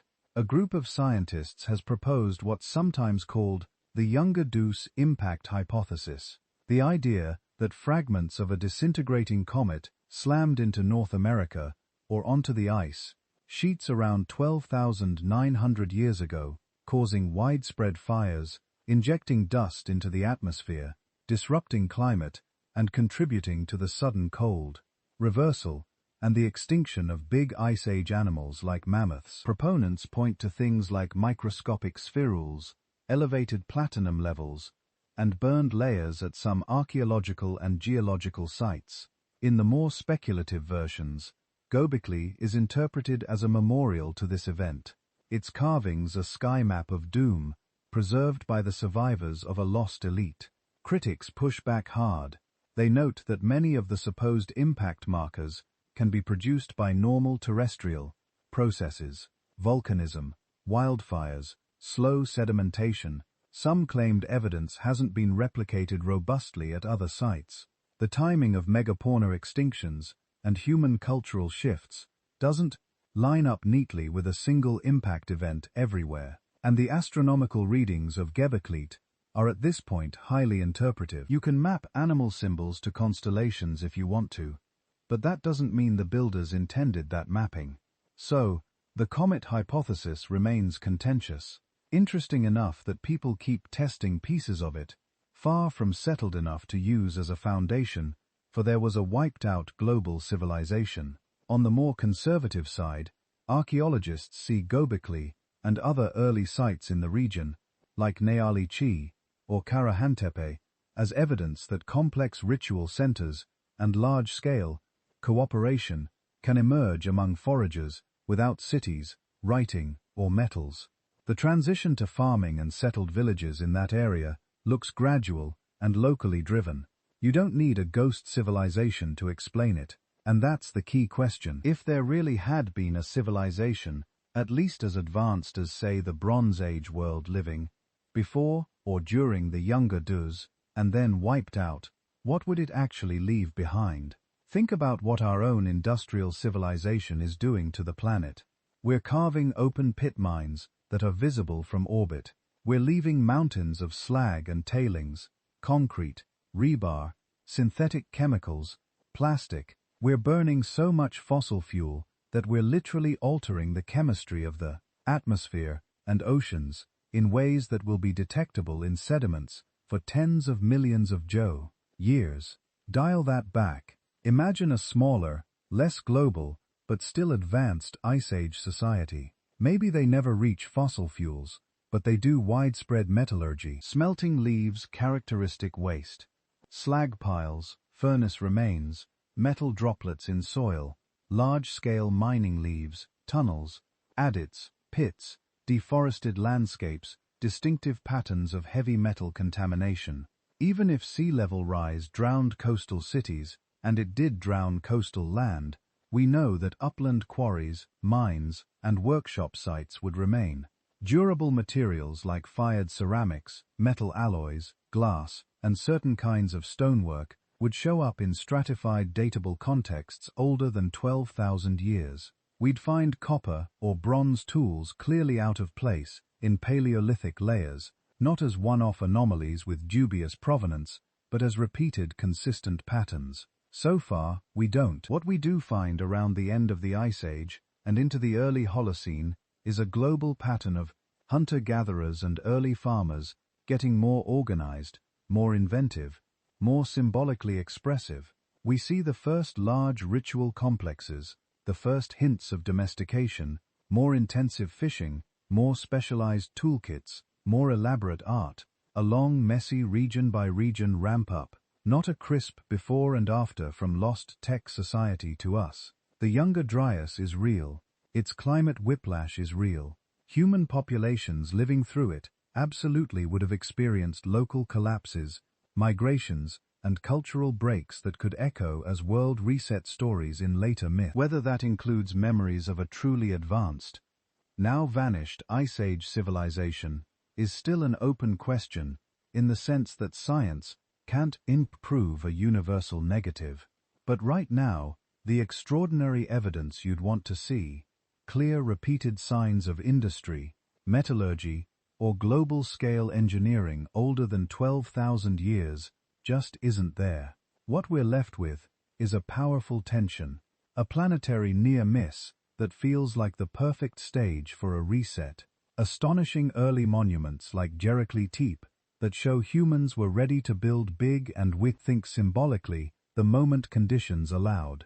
Myths of floods and fire, and teacher gods arriving after catastrophe. And alongside all that, the sober reminder that compelling stories aren't data.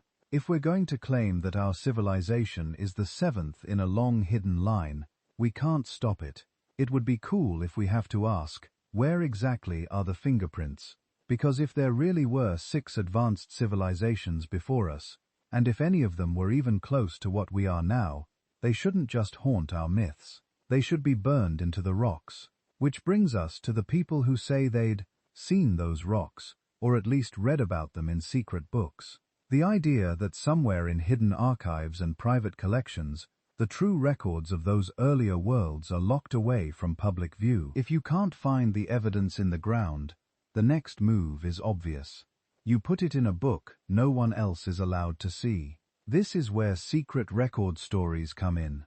Instead of ruins and artifacts, the proof for earlier civilizations is said to live in hidden archives, mystery schools, esoteric orders. The narrative shifts from, "We haven't dug in the right place yet," to someone already dug, already knew, and decided not to tell you. A lot of these stories trace back to a surprisingly small set of traditions. In the ancient world, big temple complexes did keep archives. Egypt, Mesopotamia, India, Mesoamerica. If you had a priestly class, you usually had stored texts, ritual instructions, astronomical observations, king lists. Access wasn't democratic. Literacy was rare. Knowledge was power. So, you really did get a 2-tier system. Initiates on the inside, everyone else getting the edited public version. Fast forward to late antiquity and the Middle Ages, and those priestly roles morph into things like philosophical schools, Gnostic groups, Sufi orders, monastic libraries. Again, you see a pattern. Outer teachings for most people, inner teachings for those who commit to years of training and prove themselves trustworthy. That's not necessarily nefarious. Sometimes it's just a way of making sure complex ideas aren't garbled. But by the time you hit the colonial era, something else happens. European travelers arrive in India, Egypt, Tibet, West Africa, places with deep living traditions and piles of texts they can't read. They catch half-translated stories about cycles of ages, earlier worlds, lost cities. Those stories then get filtered through their own expectations, their own religious and philosophical agendas, and come home to Europe and America with an extra layer of drama. That's the soil in which movements like theosophy grow. Theosophical writers in the 19th and early 20th centuries claimed access to hidden Mahatmas, or to spiritual masters in Tibet and India, keepers of ancient wisdom, preserved from vanished civilizations like Lemuria and Atlantis. They published elaborate cosmologies, root race theories, timelines of cycles and cataclysms. The sources, often secret books, astral reading, or teachings from masters whose identities and manuscripts could never quite be independently verified. Later, esoteric groups recycled and remixed that material. You get claims that the Vatican holds proof of pre-flood technology in underground vaults, that certain Tibetan monasteries guard metal books or crystal discs from a pre-Ice Age world, that Egyptian temple priests maintained unbroken lineages stretching back to a civilization far older than any pharaoh on the king lists. Important distinction: these are claims. They might be preserving genuine fragments of older myths and memories. They might also be doing what esoteric traditions often do, using the authority of the hidden to make their particular worldview feel weightier, more cosmic. And that's the psychological engine behind suppression narratives. When someone says the real history is locked away by elites, it does a few powerful things at once. It explains the lack of public evidence. You don't see it because they won't show you. It flatters the listener. You're one of the few who can handle the truth, and it makes the story hard to disprove, because the proof is by definition somewhere you can't check. Rhetorically, it's very effective. Any pushback can be framed as part of the cover-up. Skeptical archaeologists become gatekeepers. Translators who disagree becomes biased censors. The absence of data becomes evidence of how deep the conspiracy goes. Now, to be fair, there are real-world practices that rhyme with this. There really are restricted collections. The Vatican Apostolic Library has sections only qualified researchers can access. Many monasteries in Asia and Europe have manuscripts that have barely been catalogued.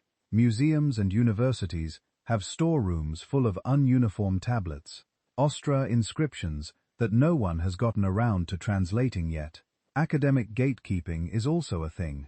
To publish certain ideas in serious journals, you need credentials, track records, and your argument has to be framed in a very specific technical language. That can absolutely make the system feel hostile to outsiders or to radical ideas that don't secking the current consensus, but there's a big difference between slow, imperfect, sometimes snobby, human institutions and a coordinated global effort to hide 6 entire civilizations. If you want to navigate this without either swallowing every claim or dismissing everything as nonsense, there's a simple method you can use. Chase the footnotes. When you hear that ancient Indian texts clearly describe flying machines from a previous age, ask which text exactly. What verse? What manuscript? Can I see a scholarly edition or a critical translation? Not just an esoteric summary. When someone quotes secret Egyptian priestly records, track the citation back. Is it coming from a Greek writer like Plato or Herodotus, reporting what priests supposedly told him? From a 19th century occultist, paraphrasing what they heard from a local informant, or from an actual hieroglyphic inscription you can find in a museum catalogue? Pay attention to translation context. Sanskrit hieroglyphs, cuneiform form. These languages are subtle. Words that get rendered as airships or energy weapons in paranormal books might be translated as chariots of the gods or divine weapons in mainstream philology, with the technology part coming entirely from the interpreter's imagination. And notice when an argument leans heavily on unverifiable authority. I read it in a rare book you can't access is not the same as here's, as a digitized manuscript and multiple independent translations. You can compare secrecy. In other words, is plausible in small bounded ways. It is absolutely true that not all knowledge is equally accessible, that some archives are underfunded, understudied, or politically sensitive. It is possible that a text sitting in a monastery basement somewhere contains a mythic memory of a flood 10,000 years older than we expected. But secrecy also makes it easy to build castles in the air. The more your story depends on documents no one can see, languages no one else can read, lineages no one can independently confirm, the less it functions as history, and the more it functions as myth. And if we're trying to figure out whether we're really the 7th civilization, myth alone isn't enough, which means we have to turn next to the physical gotchas. People point to the out-of-place artifacts that are supposed to blow up the whole timeline. Once you leave the world of secret books and hidden masters, the next stop is almost always the museum case, or the mine shaft, or the blurry photo of something they don't want you to know about. These are the uparts. Out-of-place artifacts, objects that supposedly shouldn't exist where or when they're found. A metal sphere in billion-year-old rock, a spark plug in a geode, a machine part in a coal seam, a precision-cut stone with no quarry, no tools, no explanation. They spread like wildfire online for a few simple reasons. First, the story structure is perfect. One image, one shocking caption, one punchline. Mainstream science can't explain this. It takes you 3 seconds to get the gist, and it feels like you're seeing behind the curtain. Second, verifying the claim is hard. You'd need the original excavation report, stratigraphy diagrams, lab notes, access to the actual object. Most people have a phone and 5 spare minutes, so the meme wins by default. Third, the emotional hit is enormous, and UPAT promises not just a mystery, but a vindication. You were right to suspect the official story. When you actually dig into case after case, though, patterns start to repeat. One pattern, misdated strata. An object really is found in a mine or a rock layer, but the context gets garbled. A 19th century miner drops a tool down a crack. Decades later, someone chips it out from the coal seam, and assumes it's as old as the coal. Or an artifact erodes into older sediment through an animal burrow or a fissure, and without careful recording, it looks like it was always there. Another pattern: hoaxes and tall tales. The aluminum wedge of iod, supposedly a 250,000-year-old machined object, turns out to be modern alloy, likely used on construction equipment. The Koso artifact, a spark plug-like object in a concretion, gets X-rayed and looks exactly like a 1920s spark plug inside hardened sediment. Stories of gold chains in coal or iron pots in rock usually trace back to a century-old newspaper anecdote with no specimen, no sample, no way to check. Third pattern: misunderstood industrial-era stuff. We're surrounded by weirdly shaped parts, valves, couplers, machine fragments. Once they break off, rust, or mineralize, they stop looking familiar. Show that to someone 100 years later, without context, and it crasker, without context, and it's easy to project ancient high-tech onto what is basically scrap. And then, there are the headlines. Ancient precision machining. Impossible engineering proves lost super-civilization.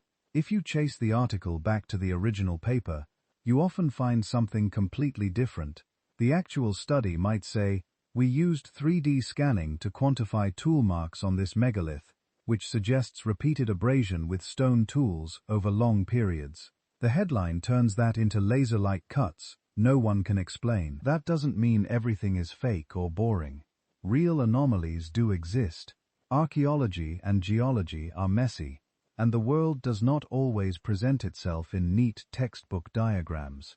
The important thing is what happens next. In science, a genuine anomaly isn't a mic drop. It's a starting gun.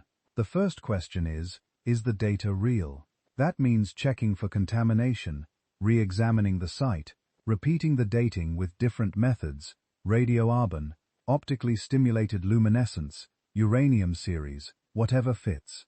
Other teams try to replicate the findings in different places. Specialists argue about alternative explanations. Sometimes the anomaly dissolves under better measurements. Sometimes it survives. When it does, models get revised. Neanderthal jewelry was once an anomaly. So were sophisticated stone tools older than our species. Both provoked long debates, multiple rounds of testing, and eventually, a changed consensus. Other human species were smarter and more symbolic than we'd given them credit for. That's how a real shock to the system looks. Slow, contested, but cumulative. Megalithic precision is a great example of how this process works, and how the online version can drift. You hear claims like, "We can't replicate this today," or "These joints are so perfect, they must have used lasers." The Inca walls at Cusco, the polygonal masonry at Sacsayhuaman, the fitted stones at Baalbek, the casing blocks of the Great Pyramid, the drill cores from ancient Egypt, these all get pulled into the narrative. When engineers and stoneworkers actually study them, they find something impressive, but not magical. You see long, patient abrasion with harder stones and sand, copper or bronze tools repeatedly hammered, sharpened and discarded, levering and pounding, ropes and sledges, wetting wooden wedges so they expand in pre-cut grooves and crack rock. Hundreds, sometimes thousands of laborers over decades, trial and error over generations with enough time and social organization. Sentence nav-level precision or better is achievable with simple tools. We know because modern experimental archaeologists and craftspeople have reproduced many of these techniques. Not at the full monumental scale, because no one is funding a second Giza plateau, but at a scale large enough to show the methods are plausible. Is everything fully understood? No. There are still arguments over exactly how certain blocks were transported, how specific cuts were made, how some drill marks were produced, but the gap is between we have several competing low-tech methods, and we know nothing. You don't have to smuggle in alien CNC machines to explain it. So, what would a real, undeniable civilization-shattering artifact look like? It would have to tick a few boxes at once. First, The context would be airtight, not found in a rock in someone's garage, but excavated by a team in a sealed, well-documented layer with stratigraphy, photographed, and logged. Ideally, multiple independent digs in different places. Second, the object itself would be unambiguous. Not this stone kind of looks like a gear, but something that only makes sense as advanced technology. A microchip-like structure with complex doping layers, synthetic polymers with cross-linked chains that don't form in nature, alloys with precise ratios, and manufacturing signatures unknown before the Industrial Revolution. Third, the dating would have to survive attack. Different labs, different methods, converging on a time way outside the known technological curve. Not one lonely radiocarbon number, but a network of evidence, associated fossils, volcanic ash layers, paleomagnetism, trapped charge dating. If we ever found a stainless steel-like component made with 20th century grade metallurgy, inside an undisturbed, well-dated Mersenne sediment layer, and it survived years of scrutiny, that would be a genuine game-changer. The textbooks would not quietly ignore it. Entire careers would form around explaining it, because overturning big ideas is how scientists become famous. Until something like that shows up, though most alleged parts sit in a different folder. Not definitely fake, not definitely proves Atlantis. More like maybe interesting, needs more data. That's the mindset that actually keeps you closest to the truth. Be curious enough to look up the excavation report, suspicious enough to notice when all the sources loop back to a 1970s UFO magazine, open enough to accept that sometimes the wild claim was onto something, but only after the evidence holds up under pressure. You don't have to choose between smug dismissal and blind belief. You can build a maybe shelf in your mind where strange objects and odd results can sit while more information arrives, because the real question isn't, are there any anomalies? There are always anomalies. The real question is whether those anomalies taken together demand an entire lost global civilization, or whether they tell a different, more complicated story about how humans and our stories evolve over time.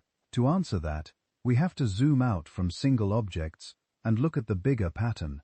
What could an earlier advanced civilization leave behind, and could we miss it? If you want to hide a stone hand axe, that's easy. If you want to hide a global industrial civilization, that's much harder, because once you start burning through energy and rearranging the planet at scale, you don't just leave pyramids and statues. You leave chemistry. You dump weird ratios of carbon isotopes into the atmosphere and ocean. You concentrate heavy metals in odd places. You manufacture molecules that literally never existed before your species came along. That's the starting point of something called the Silurian hypothesis. It's named after a race of intelligent reptiles from an old British sci-fi show, but the idea itself is dead serious. A couple of planetary scientists asked, if there had been an industrial civilization on Earth tens or hundreds of millions of years ago, what would we see now? And more importantly, what would we miss? They weren't thinking about Atlantis. They were thinking about exoplanets. How do you tell from far away if a planet once had industry that's now gone? Earth is the only test case we have. When they looked at our own footprint, they didn't start with skyscrapers. Buildings are fragile at geological timescales, give erosion, plate tectonics, and glaciation a few million years, and even New York turns into anonymous sand. Instead, they focused on signals that get baked into the rocks. One is carbon. Our fossil fuel binge takes carbon that's been locked up underground for hundreds of millions of years and dumps it into the air in a geological eye-link. That leaves a very specific fingerprint, a rapid shift in the ratio of carbon-12 to carbon-13, combined with warming, ocean deoxygenation, and mass extinction patterns. When geologists look back in deep time, they do see events with somewhat similar signatures: spikes of weird carbon, rapid warming, ecosystem crashes. They have names like the Paleocene, Eocene thermal maximum, Nobody thinks they're proof of dinosaur factories. They're explained by massive volcanic episodes, methane releases, changing ocean circulation. But the key point is this. If someone was looking at our time from 60 million years in the future, and all our buildings were long gone, they'd still see a sharp global industrial look signal in the rocks. That's the kind of thing a truly advanced civilization should leave. Synthetic materials are another. Plastics, for example, don't just vanish. They break down, fragment, and get buried. Already microplastics are in deep-sea sediments and Arctic ice. Some geologists think we're on track to create a distinct plastic lomerate layer, a mashup of plastic fused with sand and rock that could survive as a strange artificial rock for millions of years. Then there are industrial alloys, aluminum in high-purity forms, stainless steels, exotic superalloys. Many of these don't occur naturally in large refined quantities. Their corrosion products, their precise elemental ratios, the way they're distributed in sediments and mine tailings, those are all clues. On top of that, you get radioactive signatures. Nuclear reactors and weapons tests leave distinctive isotopes and isotope ratios that don't match any known natural process. Some decay on the order of tens of thousands of years. Others leave daughter products and anomalies that can persist much longer. Stack all of this together, carbon shifts, metal concentrations, synthetic polymers, isotopic oddities, and you get what scientists sometimes call a techno-fossil layer, a chemical scar in the geologic record. If there was a truly global, industrial-scale civilization hundreds of thousands or millions of years before us, something like this should exist. Maybe not identical, but comparable. Not in one cave or a single core sample, but across multiple sites, in multiple continents, tied to a specific slice of geological time. So far, we don't see that. We see local anomalies, weird events, natural catastrophes, but nothing that screams planet-wide industry before our own. That sounds pretty damning, until you remember how bad we are at actually sampling the planet. Most humans, and most complex societies, cluster along coasts and rivers. That's where the fish and fertile soils are. That's where trade routes form. That's where cities rise, but coastlines move. At the height of the last ice age, sea level was about 120 meters lower than today. Huge stretches of what are now continental shelves were dry land, prime real estate for human groups. Any coastal settlements from that time are now underwater, buried under meters of sediment. If an earlier civilization also loved coastlines, and why wouldn't it? A huge fraction of its cities would be in the same danger zone. Ice sheets melt, sea levels rise, shorelines retreat, ports, warehouses, suburbs, all drowned, then smoothed over by waves, mud, and time. Even on land, sites don't sit still. Civilizations are recyclers. If you find a nice hilltop with good water and good views, you don't build a brand new city next door to the old ruins. You build right on top of them. You quarry the previous city's stones. You reuse foundations. You melt down old metal. Layer after layer of occupation compresses into a single messy stack. We see this all over the world. In the Near East, you get Tell's artificial mounds that are literally cities piled on cities. In Europe and Asia, medieval fortresses sit on top of Roman forts, which sit on top of Iron Age hill forts, which sit on top of Neolithic settlements. Archaeologically, that's time compression. Thousands of years of history can be folded into a few meters of debris. If there were an earlier high-tech layer under all that, later cultures would strip it, repurpose it, and overwrite it. By the time modern excavators arrive, the traces might be extremely fragmentary. So yes, there are blind spots, drowned coastlines, eroded floodplains, unexcavated tells, entire regions no one's ever surveyed. But the blind spots are shrinking. In the last couple of decades, archaeologists have gotten new superpowers. LIDAR, laser scanning from aircraft, can strip away vegetation in the data and reveal what's underneath. Hidden city grids under jungle canopy, terrace systems on mountain slopes, road networks you'd never see from the ground. Satellite imaging does something similar at larger scales. Subtle differences in plant growth, soil moisture, or surface texture can betray buried walls, canals, even whole lost towns. Algorithms can comb through parbeats of imagery, looking for those faint signatures automatically. On the ground, radar and other geophysical tools let you see through soil without digging a single trench. Ground-penetrating radar, magnetometry, electrical resistivity, all ways of mapping foundations, pits and voids while leaving the site intact. And then there's the ocean. Underwater archaeology used to mean a few divers and some luck.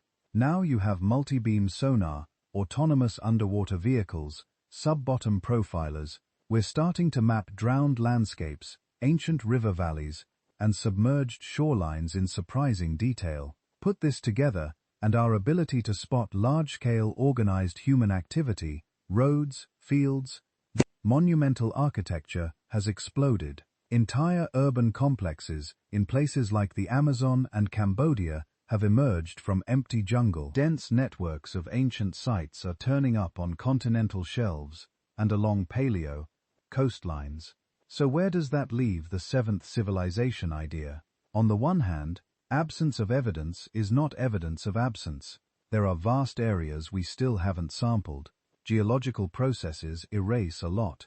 A civilization that was mostly coastal, that didn't burn much fossil carbon, that used biodegradable materials, that stayed relatively small and regionally contained, it could be surprisingly hard to see after hundreds of thousands of years. On the other hand, scale matters. A truly global advanced civilization, shipping goods between continents, mining at industrial levels, altering the atmosphere, using complex synthetics, should leave global industrial look fingerprints. Not just myths and a handful of ambiguous objects, but big, coherent signals in the rocks and earth sediments that multiple scientific fields would keep stumbling over.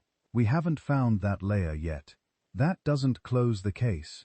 It just sets the bar. If we're going to claim 6 whole civilizations before ours, we have to ask, do the stories and anomalies we've looked at so far rise to that level? Or are they hinting at something smaller, stranger, and more local? To answer that, we need to step back from fossils and cities for a moment and look at ourselves, at why we crave origin stories that run deeper than the dirt under our feet. There's a reason these stories get under our skin. 6 civilizations before ours, worlds before the flood, ages of gold, silver, bronze, and iron. On the surface, they're just myths, just old stories.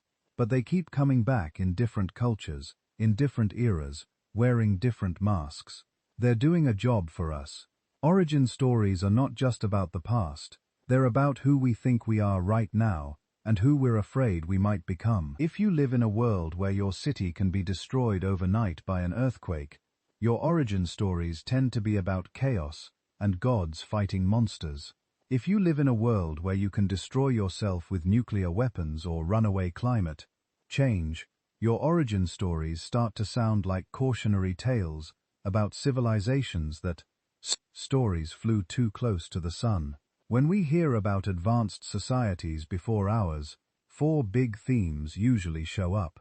The first is identity. If your culture can trace its roots back to an earlier, wiser age, then you're not just another group of primates who accidentally invented smartphones, you're the latest chapter of a much grander story. We are the remnants of a greater world. We are the people who survived the last ending. That's powerful. It turns your struggles into something epic. The second is humility. Lost civilization stories whisper, you're not the first. You will not be the last. You are not as special as you think. That can be a relief. It shrinks our ego down to size. It says, relax. The universe has seen this movie before. Empires rise, empires fall. You are one wave in a very long tide. But it can also be unsettling, because if there were others like us, and they vanished, then our survival is not guaranteed either. Which brings us to the third theme, warning. Almost every narrative about a previous high civilization ends the same way. catastrophe. Sometimes it's a flood, sometimes a fire, sometimes divine judgment, sometimes just entropy, corruption, hubris. These stories function like a black box report from a crashed airplane. Here's how they went down. Don't pull the same stunt. You see this in Plato's Atlantis, in Mesopotamian flood myths, in Hindu yuga cycles, in Mesoamerican world ages. People imagine technological or spiritual peaks, followed by sudden collapse. You get this sense that there's a ceiling on how far a civilization can push its luck before something snaps. And the fourth theme is wonder. We like the idea that the universe has hidden chapters, that beneath the layers of sand and silt and time, there's still a mystery big enough to surprise us. A blueprint maybe, or a message in a bottle from another age.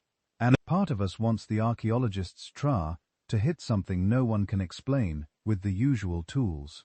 Not just a new city or a new king, but a whole lost way of being human. Now, here's where our modern brains complicate things. We don't read ancient texts the way their authors wrote them. We read them through the lens of electricity, spaceflight, the internet, nuclear physics. When a Bronze Age scribe describes a shining chariot descending from the sky, we don't think weird poetic metaphor about a storm god. Our first instinct is, oh, is that a UFO? When a myth talks about weapons that burn like 1,000 suns, we think nuclear blast, not someone trying to describe lightning with zero knowledge of plasma physics. We project our technology backward.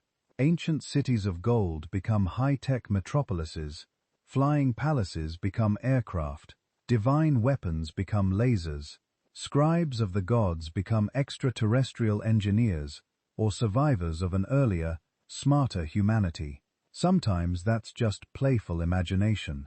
Sometimes people are dead serious. Either way, it's us, not them, supplying those details. And that's fine as long as we remember we're doing it. That's really the balance this whole topic demands. On one side, you have skepticism, the willingness to ask annoying questions. Does this claim match the evidence? Is there a simpler explanation? Is this translation reliable, or did someone massage it to fit their theory? On the other side, you have imagination, the willingness to say, okay, but what if? What if we're missing a pattern? What if that tradition is preserving a distorted memory of a real event? If you throw out skepticism, you can believe anything. If you throw out imagination, you never notice when the data is quietly telling you something new. For the rest of this video, I want both in the room. The part of you that loves big, wild possibilities, and the part that wants receipts. Speaking of big possibilities, there's one quick thing to mention before we dive into ranking these 6 alleged civilizations.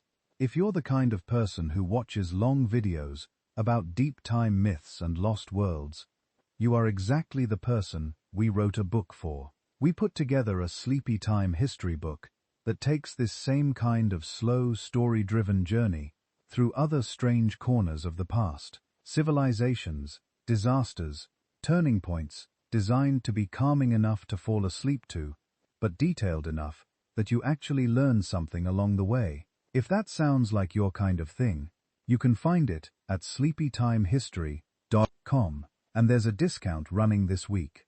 No pressure at all, but if you want a way to keep exploring this stuff offline, that's there for you.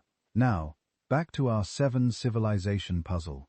We've collected the raw material, myths, religious texts, anomalous artifacts, geological clues, and the very real constraints of archaeology and planetary science.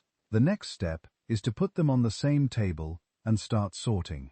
Which of the 6 alleged worlds before ours have at least some support from independent evidence, climate events, real cities under later cities, datable floods, cultural continuity? Which ones fall apart the moment you tug on their timelines or check their sources? Where are the genuine mysteries that even conservative scholars admit we haven't fully explained? And where are we mostly looking at misunderstandings, mistranslations, or 19th century speculations that refuse to die? We're going to rank these 6 candidates from most grounded in something real to almost certainly symbolic, invented, or wildly stretched. And as we do that, keep that two-part mindset handy. Let your imagination lean in when a story lines up with surprising data. Let your skepticism speak up when the evidence gets thin or selective. Because if we're ever going to seriously argue that we are the seventh civilization, we need to know which, if any, of the previous six even make it past the first round of scrutiny. So, let's start that ranking beginning with the traditions that have the strongest anchors in you. Archaeology and history, and then working our way out to the edges where the questions get bigger, and the ground beneath our feet starts to feel a lot less solid. To keep this honest, we need some ground rules. Let's build a simple framework we can use for all six previous civilizations. 4 questions, same ones every time. First, textual tradition strength. Are we dealing with a vague myth mentioned once, or a set of texts copied, commented on, argued over for centuries? The more stable and detailed the tradition, the better chance it's preserving something. Second, archaeological support. Do we have ruins, layers, bones, tools that line up roughly with what the story is talking about? Not perfect matches. Those never happen, but enough overlap that we can say, yeah, this part belongs in the same universe. Third, geological plausibility. If the story claims a world-destroying flood, do we see evidence of massive flooding in that region at roughly the right time? If it claims cities sunk beneath the sea, do we see any sign of that on the ocean floor, or at least, major sea level rise that could drown coastal settlements? And fourth, independent corroboration. Do other cultures or other sciences point to the same kind of event without being obviously copied from the same source? When you run our 6 candidates through that filter, you don't get certainty, but you do get a spectrum. From this is almost certainly a cultural memory of real disasters and real social collapse, to this is probably a philosophical story that people later took way too literally. Let's start on the stronger end. Mesopotamia's antediluvian world and India's cycles of ages both score high on textual tradition. You're looking at literatures that go back thousands of years with multiple versions, commentaries, and cross-references. On the archaeological side, Mesopotamia does very well because we can literally dig down through stacked cities. We see older urban layers under later ones. We see flood deposits in some places. We see long sequences of kings, interrupted by periods where sites are abandoned or radically reorganized. That doesn't prove a single global deluge, but it absolutely fits a pattern of repeated serious river floods and political resets being mythologized as the world before the flood and the world after. Geologically, that's solid too. The Tigris-Euphrates region is flood-prone. Sea levels have fluctuated. There were real terrifying inundations in deep prehistory, like the filling of the Black Sea basin, that could echo through stories, independent corroboration. You get flood stories, and before, after language all along the Near East. It's not one scribe's fanfiction. It's a regional trauma response. India, Yugas are more cosmic and abstract, but they also sit on top of real old cities and real deep time. The archaeological record of the subcontinent shows sophisticated urbanism in the Indus Valley by 2600 B.C., long before many later texts were compiled. You get evidence of climate shifts, river-course changes, city abandonment. Layer that with a philosophical tradition obsessed with cycles, and you can see how real rise and fall patterns get stretched into multi-million-year world ages. So, strongest clues here point not to iPads in the Bronze Age, but to real collapses, real floods, and a tendency for later cultures to compress and dramatize deep history into worlds or ages before theirs. Next up in the grounded but embellished tier are the Mesoamerican world ages. Textual tradition is moderate. We don't have as many pre-Kant books, thanks to colonial book burning, but we do have surviving codices, later transcriptions, and oral accounts. Archaeology is excellent. The Americas are full of literal builders before the builders, earlier pyramid complexes under later ones, older ball courts abandoned and replaced. Geologically, we know Central America has seen volcanic eruptions, droughts, and seismic events that can wreck societies.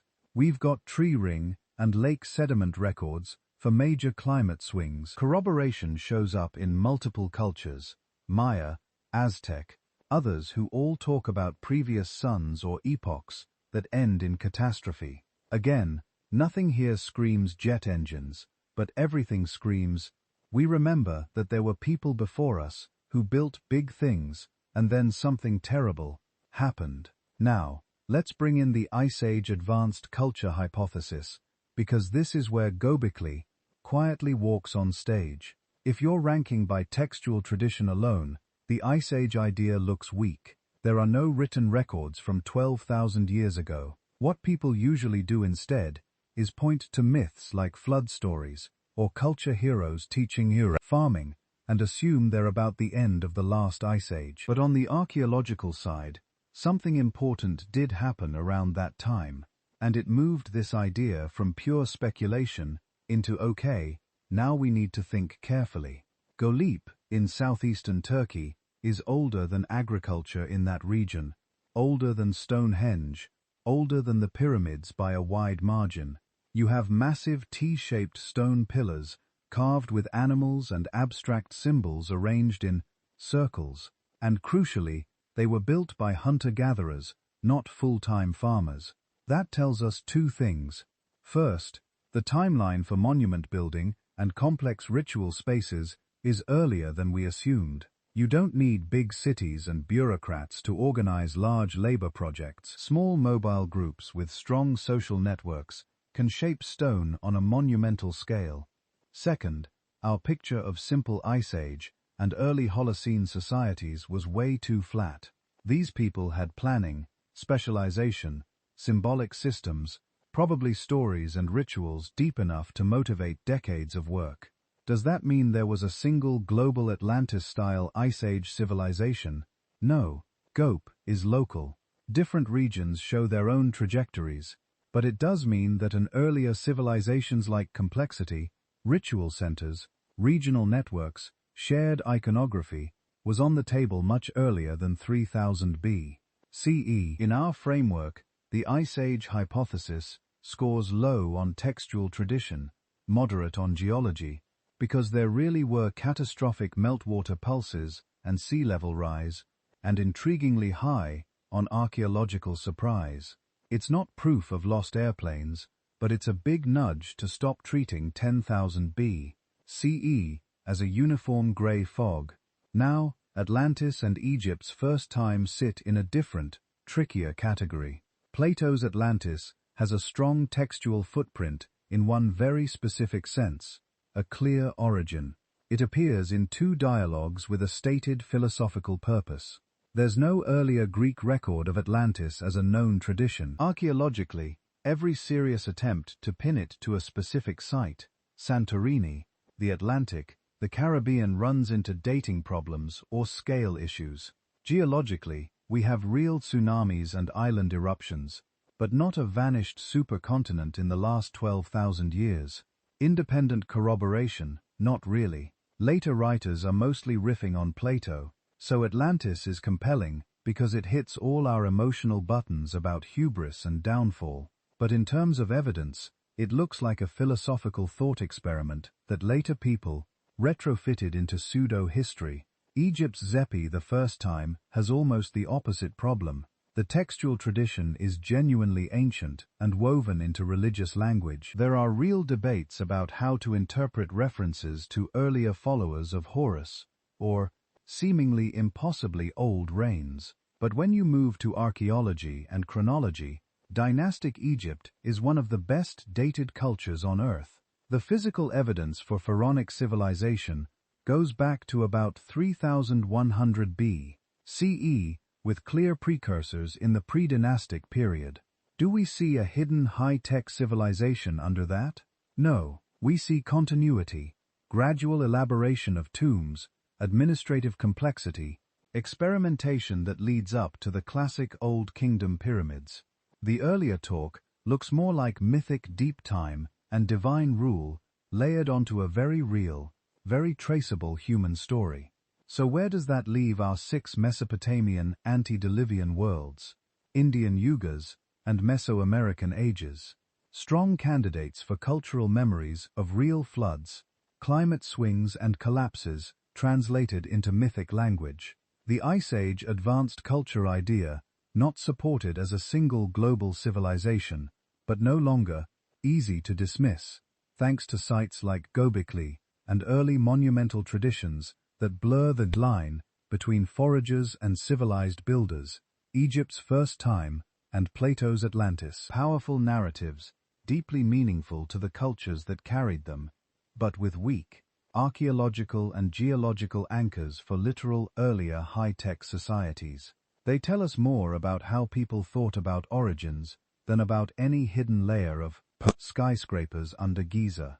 And this is where that last piece of the framework comes in: uncertainty. We don't have to pretend we know exactly what every myth refers to. We don't have to force every story to match a specific flood layer, or every legend to be either 100% true or complete nonsense. Uncertainty here is not failure, it's the frontier. It's the space where new digs, new dating methods, new translations can still surprise us. If there were 6 civilizations before ours, whether you define civilization as cities and writing, or as any large-scale monument-building culture, the only honest way to find them is to live in that frontier, to let the stories nudge us toward real questions, and let the rocks, bones, and sediments answer in their own slow language. In the next section, we'll push that frontier all the way to the edge, what it would actually take to prove that we are the 7th civilization, and how close or far we come might be from recognizing the ones that came before. So, let's take the plunge and assume the wild thing. Imagine, for the sake of argument, that those myths aren't just poetic exaggerations. Imagine there really were 6 previous rounds of complex technological monument building, human societies before ours, not necessarily starships and laser guns, but something at least on the level of classical Rome, medieval China, maybe even the early Industrial Revolution. What would that actually mean? First, history wouldn't just need a rewrite, it would need a reboot. Right now, our timeline says cities, writing, and states appear independently in a few regions starting around 6,000 years ago, with earlier farming and social complexity going back maybe 12,000. If we found hard proof of multiple earlier high civilizations, deep in the Ice Age, or even before, we'd have to accept that civilization isn't a single fragile experiment that just barely worked once. It would be a repeating pattern, a phase change that humans slide into whenever conditions and faith, knowledge, cross a certain threshold that would radically upgrade our estimate of human knowledge capability. Because then, the story wouldn't be, we got lucky once, in Mesopotamia, and it spread from there. It would be, given enough time and relative stability, humans almost inevitably climb to large-scale complexity over and over. But there's a darker side to that. If there really were 6 previous civilizations that reached something like our level, and we only see shadows, that means the default state of human knowledge is not steady progress. It's boom, crash, amnesia. It means that writing, engineering, mathematics, even something as basic as how to make steel, are not guaranteed additions to the human toolkit. They're precarious piles of trial and error, stored in fragile media, embedded in vulnerable institutions. When the wrong set of disasters hit, climate shift, disease, warfare, resource collapse, most of that can go, not just the buildings, the know-how. If we're the 7th, the implication is brutal. Intelligence and culture do not protect you from being forgotten. So if that's the hypothetical, what would it take to move it from cool idea to accepted part of the timeline? What would proof actually look like? It would not be this carving kind of looks like a rocket ship, or this rock might be a concrete block. It would be the boring, stubborn kinds of evidence that force experts to change their minds. You'd want datable industrial residues, layers, where you can say, this ash, this slag, these microscopic particles only form when you smelt metal at scale, or burn coal, or synthesize some complex material. And then you date that layer securely, to say 50,000 years ago, and you find the same pattern at multiple sites. You'd want unmistakable inscriptions, not just a few scratches that could be natural, but long sequences of symbols repeating in consistent patterns like a script, ideally with bilingual or internal structure. You can analyze syntax, numbers, names, the sort of thing that lets linguists say this is formal writing, not random doodling. You'd want standardized technology across regions, not just people on different continents both used stone tools, but the same specific design, the same metal alloy ratio, the same measurement system showing up in widely separated places at the same time. That's the fingerprint of a shared technical culture, maybe even long-distance trade. If 6 earlier civilizations existed, their fingerprints would have to show up like that, not in one controversial artifact, but in patterns that hang together across geology, archaeology, and chemistry. Now that said, there's a more modest scenario that many archaeologists are increasingly comfortable with, and it's probably the most realistic middle ground. Instead of one unified global super-civilization, Atlantis, with branch offices everywhere, you get multiple regionally high-achieving cultures rising, falling, and sometimes resetting almost completely. Think something like this: a sophisticated maritime culture around the Sunda Shelf in Southeast Asia when sea levels were lower, a different complex forager-builder network in what's now the Sahara when it was green, another in the Americas along now-drowned coastal plains, each with large ritual centers, advanced navigation, maybe proto-writing, or intricate record-keeping systems. They're not flying to the moon. They're not sharing a single world government, but they are more complex, more interconnected, and more technically skilled than the standard picture of scattered Stone Age tribes. And when climate shifts, coastlines roar inward, or key rivers vanish, those cultures fragment. Survivors remember them as the people before, the Golden Age, when the gods walked the earth. In that model, our civilization isn't the only one. It's just the first one whose data storage might actually have a shot at outrunning the next big reset. Where do we even look for traces of those earlier rounds? 3 places keep coming up. Submerged continental shelves. During the last ice age, sea levels were over 100 meters lower. Huge coastal plains, places humans love to settle, are now underwater. Sonar mapping and underwater archaeology are still in their infancy compared to land digs. If there were early port cities or coastal ritual complexes, a lot of them would now be seafloor. Deserts, the Sahara, the Arabian Peninsula, parts of Central Asia, all went through wet phases, with lakes, rivers, and grasslands. Those environments can flip to desert and bury sites under sand for thousands of years. Every time remote sensing peels back a bit of that cover, we find more fossil rivers, possible settlement traces, even hints of long-lost caravan routes and jungles. Tropical forests grow fast and hide everything. But Lyra, laser scanning from the air, has started to punch through that canopy. In just the last couple of decades, Lyra has revealed huge interconnected city networks in places like Guatemala and Cambodia that we had no idea were that large. The same tech is now being turned on other blank green patches of the map. If proof of earlier high cultures exists, that's where the odds are best. Underwater, under sand, or under trees. So, what do you do with this?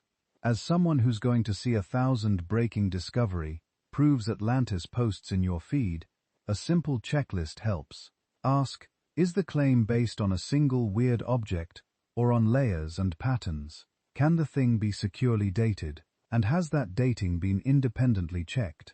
Are the findings published, or at least described in enough detail that other researchers can critique them? Do the people pushing the claim ever admit uncertainty, or does everything magically confirm their theory? And most importantly, does the proposed civilization leave multiple independent fingerprints, materials, structures, residues, symbols, or just one ambiguous photo with all the context missing? If you run new claims through that filter, you won't catch everything, but you'll dodge a lot of nonsense, and you're left with a bigger, nagging question. If we really are the seventh civilization, or even just the latest in a long line of forgotten high cultures, what, if anything, are we going to do differently with that knowledge? Because if 6 rounds have already come and gone, then the mystery isn't just who they were, it's why they couldn't last. And that's where we're headed in the final stretch. Not deeper into speculation, but into what this whole idea should do to our sense of wonder, our sense of humility, and the way we read the next surprising clue that comes out of the ground. So, here we are at the edge of the map. We've walked through 6 alleged earlier civilizations: Babylon's antediluvian world, Egypt's Zepi, Plato's Atlantis, India's Yugas and vanished cities, the Mesoamerican world ages, the Ice Age culture reset idea. And if you zoom out, they all start to look like different languages, trying to describe the same ache. On one side, you've got mythic memory, floods that erase whole peoples, golden ages, when knowledge was greater, lifespans were longer, the gods, or those who came before, walked among humans, cycles of rise, hubris, collapse, reset. On the other side, you've got demonstrable history, bricks you can date, bones you can measure, charcoal in a layer that you can radioarbon, pottery styles that change slowly enough you can build a timeline out of fragments. The temptation is to pick a side. Either it's all literally true, the ancients had laser cutters and we're being lied to, or it's all allegory. Grow up and stop taking flood stories seriously. The honest answer lives in the tension between those, because myths are not excavation reports, but they aren't random either. They compress experience. 100 generations of our people used to live somewhere else. Then the water came, and everything changed. Slowly curdle into a god with a thunder weapon who wipes the slate clean. And the evidence is stubborn. It will not move just because a story is poetic or a theory is clever. Layers are where they are. Isotopes do what they do. DNA carries what it carries. So the stance that actually gets us somewhere is curiosity first, evidence always, certainty only when it's earned. That means being willing to entertain wild possibilities. Maybe there really were complex Ice Age seafaring cultures. Maybe there really were builders, before the builders, in more places than we'd yet found, while still demanding the boring checkable lab repeatable stuff, before we say, okay, that's on the timeline now. It means you can respect the intuition that something big might be missing without lowering the day for what counts as proof. This is harder than it sounds because our brains hate uncertainty. We want a team jersey, secret seventh civilization truther or smug debunker, but the history of science is mostly people living in the uncomfortable middle. Plate tectonics was a fringe idea until the data stacked up. Deep time itself, millions and then billions of years, was a scandal until multiple lines of evidence all pointed the same way. The same thing will be true if we ever confirm an earlier high civilization. It won't be one dramatic artifact. It'll be too many converging clues to ignore. Until then, we're in the fun, frustrating phase. We get to speculate, and we have to be patient. So, here's where I'd love to hear from you. Of all the candidates we talked about, the antediluvian Mesopotamian world, Egypt's first time, Atlantis, India's Yugas, the Mesoamerican ages, the Ice Age reset idea, which one strikes you as the most plausible, or at least the most haunting? And why is there a particular story, site, or piece of evidence that sticks under your skin? A sunken structure, a text, a genetic clue? Drop your favorite maybe civilization in the comments, and tell me what convinces you it might be more than just a story. And while you're there, let me know where you're listening from. One of the weird joys of doing this is realizing that people are listening to the same human origin story, from apartments in Berlin, farms in India, dorms in Brazil, night shifts in Canada. Seeing that little roll call of cities and countries is its own kind of map of our current civilization. If you've made it this far, and this kind of deep time detective work is your thing, it genuinely helps if you tap like, leave a comment, and subscribe. Not just for the algorithmic gods, but because it tells me this is the kind of long-form, nuance-heavy content you actually want more of. And if you want to go even deeper into the prehistoric rabbit hole, we have put a lot of this research and a bunch of stories that didn't fit into the video into a book about the strangest secrets of prehistory, hidden bottlenecks, vanished coastlines, the technologies that almost didn't happen. You can read more about it and pick up a copy at sleepytimehistory.com. If you enjoy slowly having your sense of time broken in the best possible way, it's written for you. But let's not pretend that buying a book or watching a video solves the mystery. For all we know right now, there are ruins under 100 meters of water off some forgotten coastline, petrochemical residues in a drill core that no one has bothered to analyze for human fingerprints, a cave somewhere with inscriptions that don't called, a match any known script sealed behind a landslide 10,000 years before the pyramids. Some future diver or grad student or satellite will stumble over the next clue, and when they do, we'll have a choice about how to meet it with wonder instead of that can't be true, because it isn't in my textbook. With humility, instead of this, finally proves my favorite theory, and nothing else.